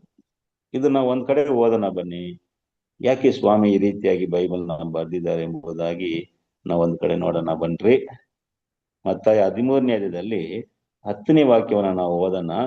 ಸ್ವಾಮಿ ಹತ್ರ ಅವರ ಶಿಷ್ಯರುಗಳು ಕೇಳ್ತಾರೆ, ಏಕೆ ಸ್ವಾಮಿ ನೀವು ಸಾಮ್ಯ ರೂಪವಾಗಿಯೇ ಮಾತಾಡ್ತೀರಂತ. ಆಗ ಸ್ವಾಮಿ ಒಂದು ಮಾತನ್ನ ಹೇಳ್ತಾರೆ, ಇದು ದೇವರ ರಾಜ್ಯದ ರಹಸ್ಯಗಳು ಅವರ ನಿಜವಾದ ಶಿಷ್ಯರಿಗೆ ಮಾತ್ರ ಅರ್ಥ ಆಗ್ಬೇಕು, ಅವ್ರಿಗೆ ಅರ್ಥ ಆಗ್ಬಾರ್ದು. ಅವ್ರು ಇದನ್ನ ತಪ್ಪಾಗಿ ಅರ್ಥ ಮಾಡ್ಕೋಬೇಕು, ಬೈಬಲ್ನ ರಾಂಗ್ ಅಂಡರ್ಸ್ಟ್ಯಾಂಡ್ ಮಾಡ್ಕೋಬೇಕು. ದೇವರ ಮಕ್ಕಳು ಮಾತ್ರ, ನಿಜವಾದ ಒಳ್ಳೆ ಹೃದಯದಲ್ಲಿರೋರು ಮಾತ್ರ, ರೈಟ್ ಹಾರ್ಟ್ ಅಲ್ಲಿ ಇರ್ಬೇಕು. ಪ್ರೀತಿಯ ಸದಸ್ಯರೇ, ಅಂಥವ್ರು ನಿಜವಾಗಿ ದೇವ್ರನ್ನ ಹುಡುಕೋರು ಮಾತ್ರ ಇದನ್ನ ಅರ್ಥ ಮಾಡ್ಬೇಕು. ಅಲ್ಲಿ ಅದನ್ನ ಹೇಳ್ತಾರೆ, ಬನ್ನಿ ಓದನವನ್ನೇ. ಮತ್ತಾಯ 13 ವಾಕ್ಯ 10 ಓದ್ರಿ. ತರುವಾಯ ಆತನ ಶಿಷ್ಯರು ಬಂದು, ಯಾಕೆ ಸಾಮ್ಯ ರೂಪವಾಗಿ ಅವರ ಸಂಗಡ ಮಾತಾಡುತ್ತಿ ಎಂದು ಕೇಳಿದರು. ಅದಕ್ಕೆ ಆತನು, ಅವರಿಗೆ ಪರಲೋಕ ರಾಜ್ಯದ ಗುಟ್ಟುಗಳನ್ನು ತಿಳಿಯುವ ವರವು ನಿಮಗೆ ಕೊಟ್ಟದೆ. ಓದಿ, ಕಂಟಿನ್ಯೂ ಮಾಡಿ. ಅವರಿಗೆ ಕೊಟ್ಟಿಲ್ಲ, ಯಾಕೆಂದರೆ ಇದ್ದವನಿಗೆ ಕೊಡಲ್ಪಡುವುದು, ಅವರ ಕಡೆಯಿಂದ ಮತ್ತೂ ಹೆಚ್ಚಾಗುವುದು, ಇಲ್ಲದವರ ಕಡೆಯಿಂದ ಇದ್ದದ್ದು ತೆಗೆಯಲ್ಪಡುವುದು. ನಾನು ಅವರ ಸಂಗಡ ಸಾಮ್ಯ ರೂಪವಾಗಿ ಮಾತಾಡುವುದಕ್ಕೆ ಕಾರಣವೇನೆಂದರೆ, ಅವರಿಗೆ ಕಣ್ಣಿದ್ದೂ ನೋಡುವುದಿಲ್ಲ, ಕಿವಿಯಿದ್ದೂ ಕೇಳುವುದಿಲ್ಲ ಮತ್ತು ತಿಳ್ಕೊಳ್ಳುವುದಿಲ್ಲ. ಯೆಶಾಯನು ಹೇಳಿದ ಪ್ರವಾದವು ನೆರವೇರುತ್ತದೆ. ನೋಡಿ ಪ್ರಿಯರೇ, ಅವರುಗಳು ಅಂದ್ರೆ ಯಾರು ಹಿಂದಕ್ಕೆ ಬೀಳ್ಬೇಕು ಅಂತ ನೋಡ್ಬೇಕಾದ್ರೆ ಇಂಥವರು ಪ್ರೀತಿಸೋರೆ. ಕಣ್ಣಿದ್ರು ಕೂಡ ಏನ್ ಮಾಡಲ್ಲ, ಕಾಣಲ್ಲ.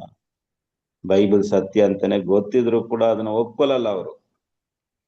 ಪ್ರಿಯರ, ಅಂತವ್ರು ಮನಸ್ಸಲ್ಲಿ ಇರ್ತಾರೆ. ನಾವು ಹೇಳೋ ಸತ್ಯ ಅಂತ ಗೊತ್ತಿದ್ರು ಕೂಡ ಒಪ್ಕೊಳ್ಳಲ್ಲ. ತಾವೇ ಕರೆಕ್ಟ್ ಅಂತ ಹಠ ಹಿಡಿಯೋರಾಗಿರ್ತಾರೆ. ಅಂತ ಒಂದು ರಾಂಗ್ ಮೈಂಡ್ ಅಲ್ಲಿರೋರಲ್ಲ. ನೀನು ಸುಳ್ಳನೆ ಏನ್ ಮಾಡಿ ಅರ್ಥ ಮಾಡ್ಕೊಳ್ಳಿ, ಬೈಬಲ್ನ ತಪ್ಪಾಗಿ ಅರ್ಥ ಮಾಡ್ಕೊಳ್ಳಿ, ಬೈಬಲ್ ಸುಳ್ಳಂತಾನೆ ಏನ್ ಮಾಡಿ ಅರ್ಥ ಮಾಡ್ಕೊಳ್ಳಿ ಅಂತ ದೇವ್ರು ಯಾಕೆ ಇಲ್ಲಿ ಸ್ವಲ್ಪ ಅಲ್ಲಿ ಸ್ವಲ್ಪ ಬರ್ದಿದ್ದಾರೆ. ಅವ್ರೇನಾಗ್ಬೇಕಂತೆ, ಅವರು ಬೆನ್ನಿಗೆ ಬಿದ್ದು ಅವ್ರೇನಾಗ್ಬೇಕು, ಒದಿಸಲ್ಪಡ್ಬೇಕು, ಹಿಂದಕ್ಕೆ ಬೀಳ್ಬೇಕಂತ. ಅಂದ್ರೆ ದೇವರ ವಾಕ್ಯದ ಮೇಲೆ ಇರೋ ನಂಬಿಕೆಯಿಂದ ಬೀಳ್ಬೇಕು. ದೇವರ ವಾಕ್ಯವನ್ನ ತಪ್ಪಾಗಿ ಅರ್ಥ ಮಾಡ್ಕೋಬೇಕು. ದೇವರ ವಾಕ್ಯವನ್ನ ನಂಬಬಾರದು. ಯಾರು ಮಾತ್ರ ಅದನ್ನ ಅರ್ಥ ಮಾಡ್ಬೇಕಂದ್ರೆ, ಇಲ್ಲಿ ಸ್ವಾಮಿ ಹೇಳಿದ್ರಲ್ಲ, ಏನಂದ್ರೆ ಪರಲೋಕ ರಾಜ್ಯದ ಗುಟ್ಟುಗಳು ತಿಳಿಯುವ ವರವು ನಿಮ್ಗೆ ಕೊಟ್ಟಲ್ಪಟ್ಟಿದೆ. ನಿಮ್ಗೆ ಕೊಟ್ಟದೆ, ಅವರಿಗೆ ಕೊಟ್ಟಿಲ್ಲ. ಅವರಿಗೆ ಅಂದ್ರೆ ಯಾರು ಅಂದ್ರೆ ತಪ್ಪಾದ ಮನಸ್ಸಲ್ಲಿರೋರು, ಸತ್ಯ ಅಂತ ತಿಳಿದು ಕೂಡ ಅದನ್ನ ಒಪ್ಕೊಳ್ಳಲ್ಲ. ಅಂತ ಒಂದು ಕಠಿಣ ಮನಸ್ಸುಳ್ಳವರು, ಒಂದು ಕೆಟ್ಟ ಮನಸ್ಸುಳ್ಳವರಾಗಿರ್ತಾರಲ್ಲ, ಅಂಥವರೆಲ್ಲ ಬೈಬಲ್ನ ರಾಂಗ್ ಅಂಡರ್ಸ್ಟ್ಯಾಂಡ್ ಮಾಡ್ಬೇಕಂತ. ಇದಕ್ಕೆ ಒಂದು ಉದಾಹರಣೆ ಕೊಡ್ತೀನಿ ಪ್ರಿಯ ಸರಸ್ವತಿ. ಎಕ್ಸಾಂಪಲ್ ಏನಪ್ಪಾ ಅಂದ್ರೆ, ಈ ಮುಸ್ಲಿಮ್ಗಳು ಏನ್ ಮಾಡ್ತಾರೆ, ಮುಸ್ಲಿಮ್ಸ್ಗಳು ಬೈಬಲ್ಗೂ ಕ್ರೈಸ್ತರಿಗೂ ಮುಸ್ಲಿಮ್ಸ್ಗಳಿಗೂ ಅವಾಗ ಏನಾಗುತ್ತೆ, ಒಂದು ಡಿಬೇಟ್ ನಡೀತದೆ. ಅವ್ರು ಹೇಳ್ತಾರೆ ಕುರಾನೇ ಸತ್ಯ ಅಂತ, ಕ್ರೈಸ್ತರು ಹೇಳ್ತಾರೆ ಬೈಬಲೇ ಸತ್ಯ ಅಂತ ಹೇಳ್ತಾರೆ. ಅದರಲ್ಲಿ ಒಬ್ಬ ಮುಸ್ಲಿಂ ಏನ್ ಹೇಳ್ತಾರೆ ಅಂತ ನೋಡ್ಬೇಕಾದ್ರೆ, ಬೈಬಲ್ ಅಲ್ಲಿ ಸುಮಾರು 2000 ಸುಳ್ಳುಗಳಿದೆ. ಬೈಬಲ್ ಏನಿದಂತೆ, ಬೈಬಲಲ್ಲಿ 2000 ಸುಳ್ಳುಗಳಿದೆ ಅಂತ ಅವರು ಒಂದು ಪುಸ್ತಕನೇ ಬರ್ದಿರಂತೆ. ಅದ್ರಲ್ಲಿ ಅವ್ರು ಹೇಳುವಂತ ಒಂದು ತಪ್ಪು, ಬೈಬಲಲ್ಲಿ ಅವ್ರು ನೋಡಿಸುವಂತ ಒಂದು ಸುಳ್ಳು ಮೊದಲನೇದು ಅಂತ ಯಾವ್ದಂತ ನೋಡ್ಬೇಕಾದ್ರೆ, ನೋಡಿ ಪ್ರೀತಿಯ ಸಹೋದರರೇ, ದೇವರು ಯೇಸು ಸ್ವಾಮಿ ಆದಾಮನಿಗೆ ಒಂದು ಆಜ್ಞೆ ಕೊಟ್ರು. ಅವನ ಏದೆನ್ ತೋಟದಲ್ಲಿ ಇಟ್ಟು ಅವನಿಗೆ ಒಂದು ಆಜ್ಞೆ ಕೊಟ್ರು. ಏನಂತ, ನೀನು ಈ ತೋಟದಲ್ಲಿ ಎಲ್ಲ ಮರದ ಹಣ್ಣನ್ನ ತಿನ್ನಬಹುದು, ಒಳ್ಳೆದರ ಕೆಟ್ಟದ ತಿಳುವಳಿಕೆನ ಕೊಡುವಂತ ಹಣ್ಣನ್ನ ತಿನ್ನಬಾರದು, ಆ ತಿನ್ನುವ ದಿನದಲ್ಲಿ ನೀನು ಸಾಯಿವಿ ಅಂತ ಹೇಳಿದ್ರಲ್ಲ. ಆ ವಾಕ್ಯನ ಓದ್ರಿ ಬನ್ನಿ. ಆದಿಕಾಂಡ 2:17, ಜೆನಿಸಿಯಸ್ 2:17.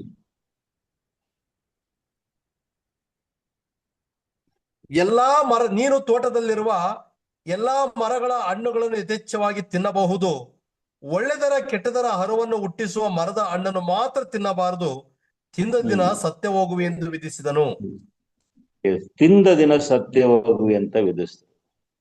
ಆದ್ರೆ ಆದಾಮ್ ಅವ್ವ ತಿಂದಿದ್ರ, ಅದನ್ನ ತಿಂದಿದ್ರು. ಆದ್ರೆ ಸತ್ರ ಅಂತ ನೋಡಿದ್ರೆ ಸತ್ತಿಲ್ಲ ಅವರು. ಇಲ್ಲಿ ಸ್ವಾಮಿ ಏನ್ ಹೇಳಿದ್ರು, ಅದನ್ನ ತಿನ್ನುವ ದಿನ, ಆ ಮರದ ತಿಂದ ದಿನ ಸತ್ತೇ ಹೋಗ್ವಿ ಅಂತ ಹೇಳಿದ್ರು. ಆದ್ರೆ ಅವರು ತಿಂದ್ರು, ಆದ್ರೆ ಅದೇ ದಿನದಲ್ಲಿ ಅವ್ರೇನಾಗಿಲ್ಲ, ಸತ್ತಿಲ್ಲ. ಪ್ರೀತಿಯ ಸದಸ್ಯರೇ, ಅವರು 930 ವರ್ಷ ಆದ್ಮೇಲೆ ಸತ್ತಿದ್ದಾರೆ.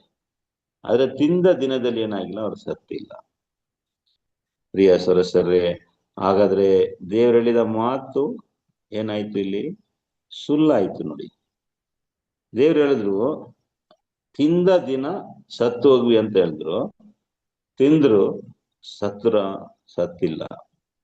ಹಾಗಾದ್ರೆ ಈ ವಾಕ್ಯ, ಈ ಮಾತೇನಾಯ್ತು, ಈ ವಚನ ತಪ್ಪಾಯ್ತು. ದೇವ್ರು ಹೇಳಿದ್ದು ನಡೆದಿಲ್ವಲ್ಲ, ಆದಾಮ್ ಅವ್ವ ಸತ್ತಿಲ್ವಲ್ಲ, ಅವರು 930 ವರ್ಷ ಅವರು ಜೀವಿಸಿದ್ರಲ್ಲ. ಆ ಮುಸ್ಲಿಂ ಹೇಳಿದ್ದು ಸರಿಯಾಗಿದೆಯಲ್ಲ ಇಲ್ಲಿ ಅಂತ ನಮ್ಗೇನಾಗುತ್ತೆ, ನಮ್ಗೆ ಇಲ್ಲಿ ಪ್ರಶ್ನೆ ಬರುತ್ತದೆ ನೋಡಿ. ಪ್ರೀತಿಯ ಸದಸ್ಯರೇ, ನೋಡಿ ಇದಕ್ಕೆ ಉತ್ತರನ ದೇವರು ಎಲ್ಲಿ ಬರ್ದಿದ್ದಾರೆ? ಇದಕ್ಕೆ ಉತ್ತರ ಏನು? ಯಾಕೆ ಆದಾಮನು ಅವ್ವಲು ಅದನ್ನ ತಿಂದ ದಿನ ಸತ್ತಿಲ್ಲ? ಏನದಕ್ಕೆ ಉತ್ತರ? ಸಿಸ್ಟರ್ಸ್ ಯಾರಾದ್ರೂ ಎಲ್ಲಿ ನೋಡೋಣ, ಏನು ಉತ್ತರ ಅದಕ್ಕೆ? ಯಾಕೆ ಅವ್ರು ಸತ್ತಿಲ್ಲ? ದೇವ್ರು ಹೇಳಿದ್ರ ಸತ್ತ ದಿನ, ತಿಂದ ದಿನ ಸತ್ತು ಹೋಗ್ವಿ ಅಂತ ಹೇಳಿದ್ರಲ್ಲ, ಸತ್ತಿಲ್ವಲ್ಲ? ಅದಕ್ಕೆ ಏನು ಉತ್ತರ? ಯಾಕೆ ಸತ್ತಿಲ್ಲ? ಕ್ರಿಸ್ತನಿಗೆ ಒಂದು ಅದು ಮನುಷ್ಯನ ದಿನ ಅಲ್ಲ, ಅದು ಮನುಷ್ಯನಿಗೆ ದಿನ ಅಲ್ಲ, ಅದು ಹೇಳಿದಾರಲ್ಲ ಅವ್ರ ದಿನ, ದೇವ್ರ ದಿನ. ಹೌದು ಪ್ರೀತಿಯ ಸರ್, ಒಂದು ದಿನ ಅಂದ್ರೆ 1000 ವರ್ಷ. Very 1000 good. ವರ್ಷದಲ್ಲಿ ಒಂದು ದಿನ. ಯಾರು ಎಲ್ಲಿ ಬರ್ದಿದೆ ಅಂತ ಹೇಳ್ತೀರ ಯಾರಾದ್ರು? ಪೇತ್ರನ ಪತ್ರಿಕೆಯಲ್ಲಿ ಬಂದಿದೆ. Very good. ಯಾವ ಪೇತ್ರ? 1, 2? ಅದನ್ನ ತಿಳಿದಿರ್ಬೇಕಲ್ಲ. ಯಾಕಂದ್ರೆ ಯಾರ ಹತ್ರ ನಾವು ಮಾತಾಡಿದ್ರೆ ಎಲ್ಲಿದೆ ಅಂತ ಅವ್ರು ಕೇಳಿದ್ರೆ ನಾವು ಹೇಳಕ್ಕೆ ಕರೆಕ್ಟ್ ಆಗಿ ಗೊತ್ತಿರ್ಬೇಕಲ್ಲ. ಹ್ಮ್ 1 ಪೇತ್ರನ 2 ಪೇತ್ರನ? 2ನೇ ಪೇತ್ರ 3ನೇ ಅಧ್ಯಾಯ 8ನೇ ವಾಕ್ಯ ಬರ್ದಿಟ್ಕೊಳ್ಳಿ. ನಮ್ಮ ಹತ್ರ ಯಾರಿಗಾರು ನಾವು ಸತ್ಯ ಹೇಳುವಾಗ ಅವರು ನಮ್ಮ ಹತ್ರ ಪ್ರಶ್ನೆ ಕೇಳಿದ್ರೆ ನಾವು ಈ ಉತ್ತರ ಹೇಳ್ತೀವಿ, ಆದ್ರೆ ಎಲ್ಲಿದೆ ಅಂತ ನಾವು ತೋರ್ಸಕ್ಕೆ ನಾವು ಸಿದ್ಧರಾಗಿರ್ಬೇಕು. ಓಕೆ, ರೆಡಿಯಾಗಿ ಗೊತ್ತಿರ್ಬೇಕು. 2ನೇ ಪೇತ್ರ 3:8 ಅದನ್ನ. ಪ್ರಿಯರೇ, ಕರ್ತನ ಎಣಿಕೆಯಲ್ಲಿ ಒಂದು ದಿನವು 1000 ವರ್ಷಗಳಂತೆಯೂ 1000 ವರ್ಷಗಳು ಒಂದು ದಿನದಂತೆಯವೇ ಎಂಬುದು ಮಾತ್ರ ಮರೆಯಬೇಡಿರಿ. ನೋಡುವ ಪ್ರಿಯ ಸದಸ್ಯರೇ, ಈ ವಾಕ್ಯ ಏನಾಗ್ತದಂದ್ರೆ, ಪ್ರಿಯರೇ ಏನ್ ಮಾಡಿ, ಸ್ವಾಮಿಗೆ ಅಂದ್ರೆ ಸ್ವಾಮಿಗೇನು ಒಂದು ದಿನ ಅಂದ್ರೆ ನಮ್ಗೆ 1000 ವರ್ಷ. ನಮ್ಗೆ 1000 ವರ್ಷ ಅಂದ್ರೆ ಅವ್ರಿಗೆ ಒಂದು ದಿನ. ಇದನ್ನ ಏನ್ ಮಾಡ್ಬೇಡಿ ಅಂತಾರೆ, ಇದನ್ನ ನೀವು ಮರೆಯಬೇಡಿ ಅಂತ ಏನ್ ಮಾಡ್ತಾರೆ ಇಲ್ಲಿ ಹೇಳ್ತಾರೆ. ಪ್ರಿಯ ಸಹೋದರರೇ, ಹಾಗಾದ್ರೆ ಪೇತ್ರನು ಯಾವ ಒಂದು ಆಧಾರನಲ್ಲಿ ಹೇಳ್ತಾ ಇದ್ದಾರೆ?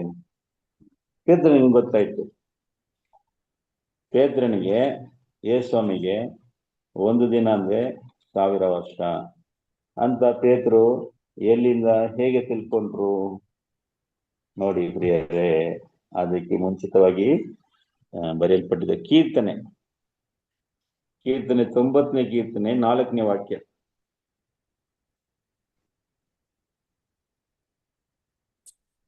ಮಾರ್ಕ್ ಮಾಡಿಟ್ಕೊಳ್ಳಿ ಎಲ್ಲರೂ.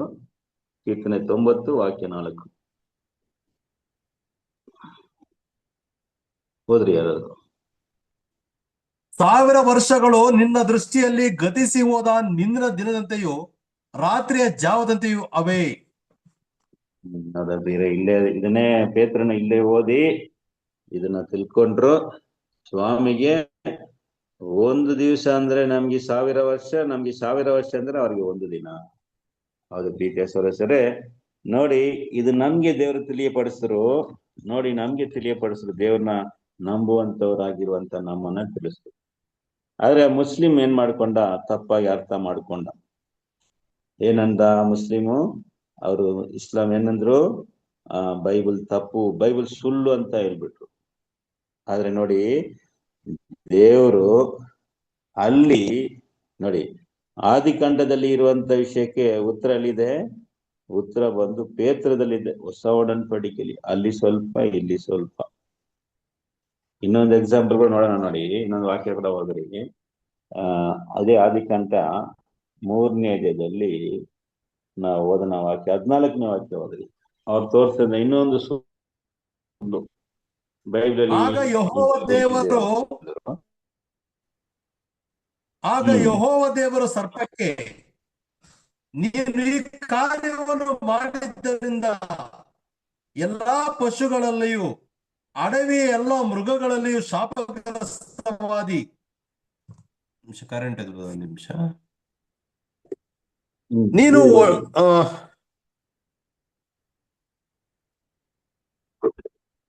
ಕರೆಂಟ್ ಹೋಯ್ತು. ನೀನು ಹೊಟ್ಟೆಯಿಂದ ಹರಿದು ನಿನ್ನ ಜೀವಮಾನದ ದಿನಗಳೆಲ್ಲ ಮಣ್ಣೆ ತಿನ್ನುವಿ. ನೋಡಿ ಸರ್ಪಕ್ಕೆ ಹೇಳ್ತಾರೆ ದೇವರು, ನಿನ್ನ ಜೀವಮಾನವೆಲ್ಲ ನೀನೇನ್ ಮಾಡ್ತೀನಿ, ನೀನು ಮಣ್ಣು ತಿನ್ನುವಿ ಅಂತಾರೆ. ಪ್ರೀತಿಯ ಸೊರಸರೇ, ನಮ್ಗೆ ಈಗ ಎಲ್ಲಿ ಹಾವು ಸರ್ಪ ಮಣ್ಣನ್ನ ತಿಂತದ ಅಂದ್ರೆ ಇಲ್ಲ. ಸರ್ಪ ಬಂದು ಏನ್ ಎಲಿನ ತಿನ್ನುತ್ತೆ, ಕಪ್ಪೆನ ತಿನ್ನುತ್ತೆ, ಮೊಟ್ಟೆ ತಿನ್ನುತ್ತೆ. ಹಾವುನ ಏನ್ ಮಾಡುತ್ತೆ, ತಿಂತದಲ್ಲ. ಇಲ್ಲಿ ದೇವರೆಲ್ದ್ರು, ನಿನ್ನ ಜೀವಮಾನವೆಲ್ಲ ಸರ್ಪಕ್ಕೇನಾದ್ರು ನೀನು ಮಣ್ಣು ತಿನ್ನುವಿ ಅಂತ ಹೇಳಿದ್ರು.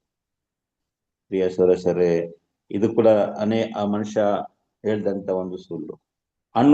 ಮಣ್ಣು ತಿಂತ ಇಲ್ವಲ್ಲ ಅಂತ ಅವ್ರು ಹೇಳ್ತಾರೆ. ನೋಡಿ ಆದ್ರೆ ಇಲ್ಲಿ ದೇವ್ರು ಹೇಳಿದ್ದು ಯಾರಕ್ಕೆ?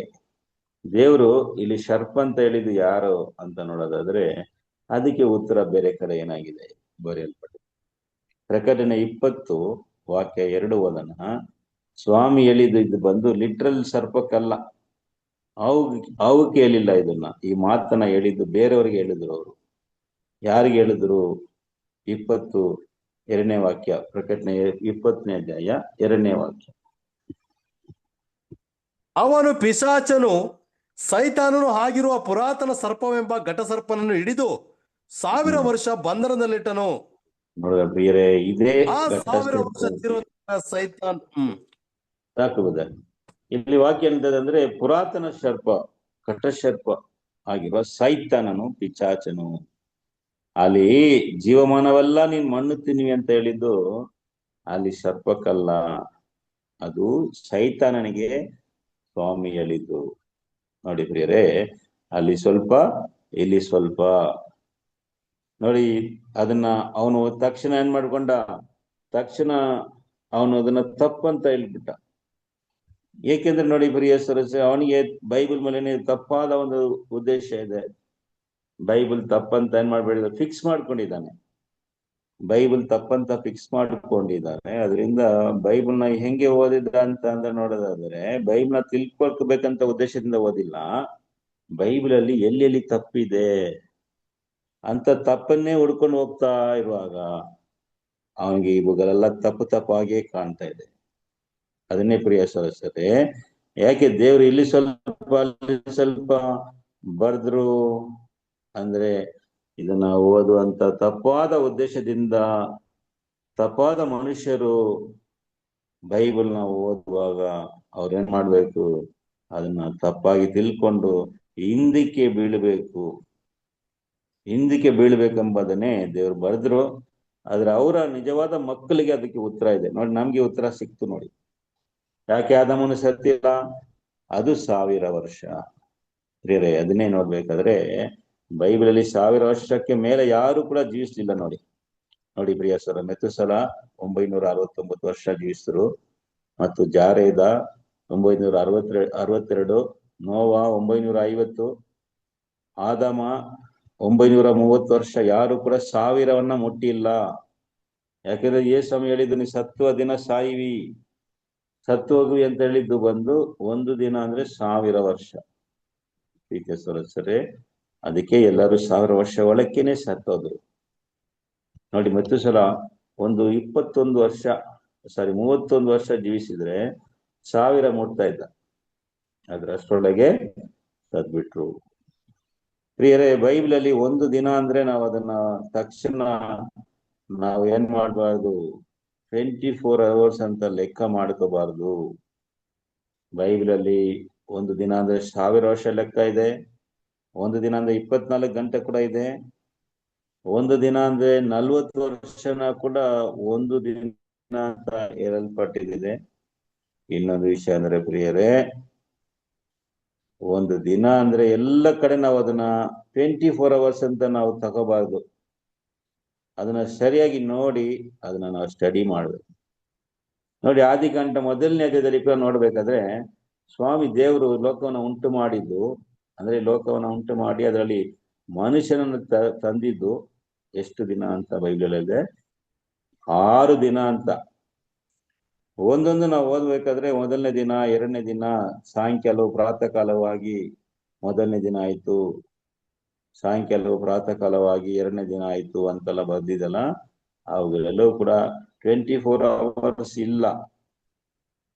ಪ್ರಿಯ ಸರಸ, ಹೇಗೆ ಹೇಳ್ಬೋದು? ನೋಡಿ, ನಾವು 24 hours ಲೆಕ್ಕ ಯಾವ್ದನ್ನ ಇಟ್ಕೊಂಡು ಮಾಡ್ತೀವಿ? ಒಂದಿನಕ್ಕೆ 24 ಗಂಟೆ ಅಂತ ನಾವು ಯಾವ್ದನ್ನ ಇಟ್ಟು ಲೆಕ್ಕ ಮಾಡ್ತೀವಿ? ಯಾವ್ದು ನಮ್ಗೆ ಸಮಯ ತೋರಿಸ್ತದೆ? ಸೂರ್ಯ ಅಲ್ವಾ? ಸೂರ್ಯ ಉದಯವಾಗುವಾಗ ನಾವು ಮುಂಜಾನೆ ಅಂತೀವಿ, ಸೂರ್ಯ ಮುಳುಗುವಾಗ ಸಾಯಂಕಾಲ ಅಂತೀವಿ. ಸೂರ್ಯ ಅಂತ ಒಂದು ಇಲ್ಲ ಅಂದ್ರೆ ನೋಡಿ, ಸೂರ್ಯ ಅಂತಾನೆ ಒಂದಿಲ್ಲ. ಬೇರೆ ಹಾಗಾದ್ರೆ ನಮ್ಮಿಂದ ಹೇಗೆ ನಮ್ಗೆ ಬೆಳಗ್ಗೆ ಆಗುತ್ತೆ? ಯಾವಾಗ ಹೇಗೆ ಸಾಯಂಕಾಲ ಆಗುತ್ತೆ? ಹೇಗೆ ಒಂದು ದಿನ ಆಗುತ್ತೆ?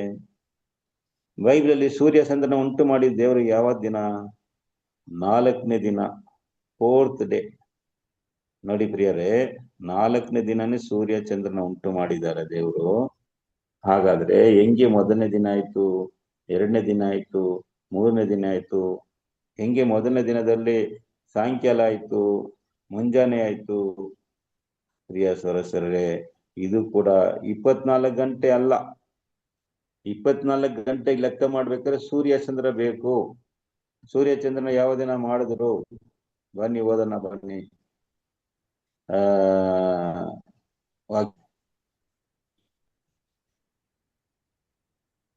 ಆದಿಕಾಂಡ 1ನೇ ಅಧ್ಯಾಯದಲ್ಲಿ 16ನೇ ವಾಕ್ಯವನ್ನು ಓದಿ.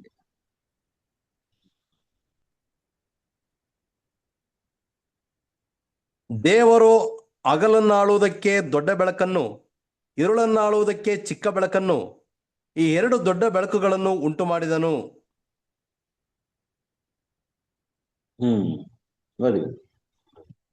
ಆಮೇಲೆ ಆತನು ನಕ್ಷತ್ರಗಳನ್ನು ಸಹ ಉಂಟು ಮಾಡಿದನು.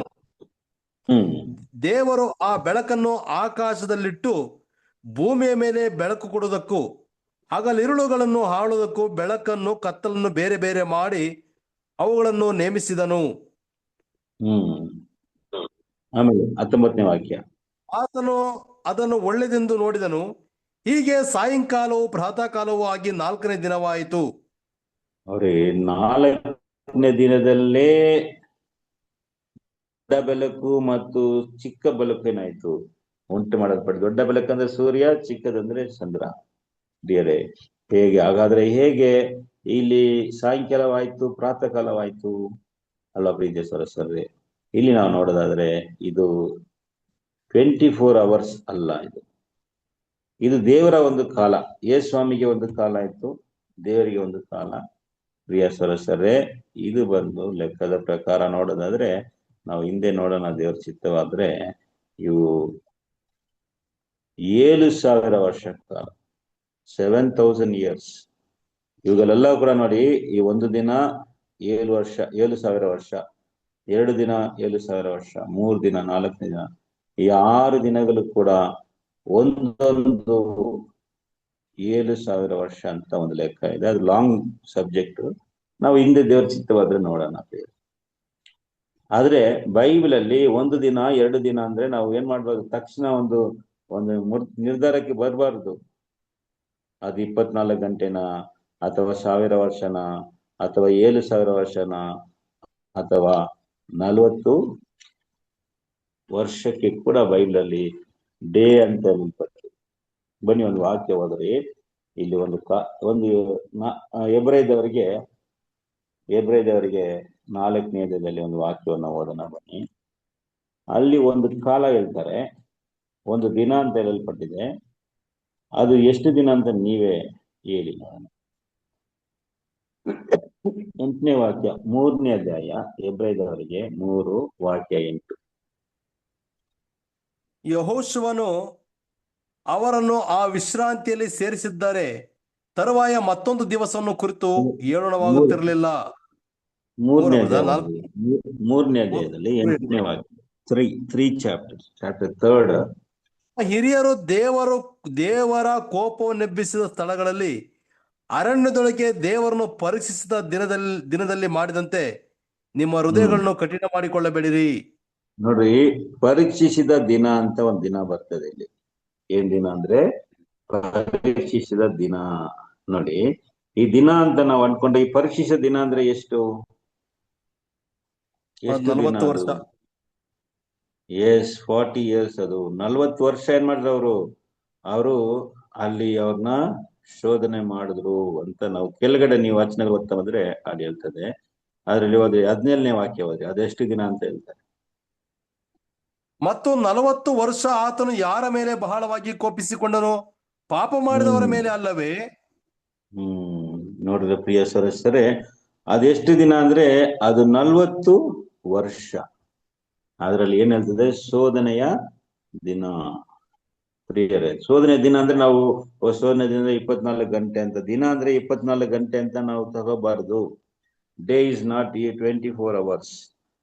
Day sometimes 24 hours, sometimes 1,000 years, sometimes 7,000 years, sometimes 40 years ಕೂಡ ಏನಾಗುತ್ತೆ ಡೇ ಅಂತ ಹೇಳಲ್ಪಟ್ಟಿದೆ.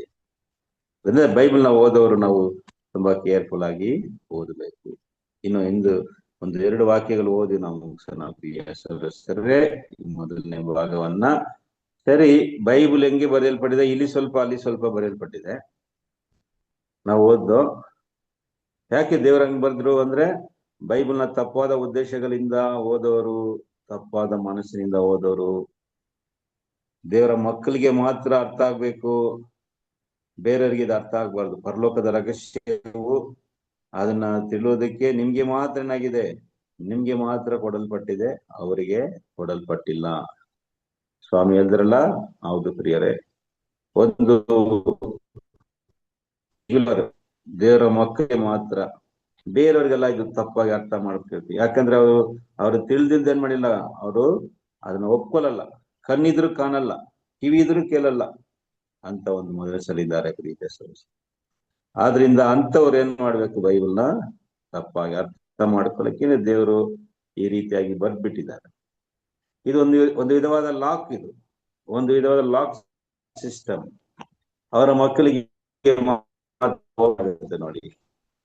ಸರಿ, ನೆಕ್ಸ್ಟ್ ನಾವೇನ್ ಮಾಡೋಣ ಅಂದ್ರೆ, ಇದರ 2ನೇ ಭಾಗದಲ್ಲಿ ನಾವೇನ್ ಮಾಡೋಣ ಅಂದ್ರೆ ಪ್ರೀತಿಯ ಸದಸ್ಯರೇ, ಈ ಬೈಬಲ್ನ ಹೇಗೆ ಓದಬೇಕು, ಬೈಬಲ್ ಅನ್ನ ಯಾವ ರೀತಿ ಓದಬೇಕು, ಮತ್ತು ಅದನ್ನ ಓದುವಂತ ಅಂದ್ರೆ ಮೆಥಡ್ ಆಫ್ ಸ್ಟಡೀಸ್, ಅದನ್ನ ನಾವು ಏನ್ ಮಾಡೋಣ 2ನೇ ಭಾಗದಲ್ಲಿ ನಾವು ಓದೋಣ ಪ್ರೀತಿಯ ಸದಸ್ಯರೇ. ಈ ಮೊದಲನೇ ಭಾಗದಲ್ಲಿ ನಾವು ಬೈಬಲ್ನ ದೇವರು ಹೇಗೆ ಬರೆದಿದ್ದಾರೆ ಎಂಬುದಾಗಿ ನಾವು ನೋಡು. ಬೈಬಲ್ ಬಗ್ಗೆ ವಿವರಗಳನ್ನ ನೋಡಿದೋ.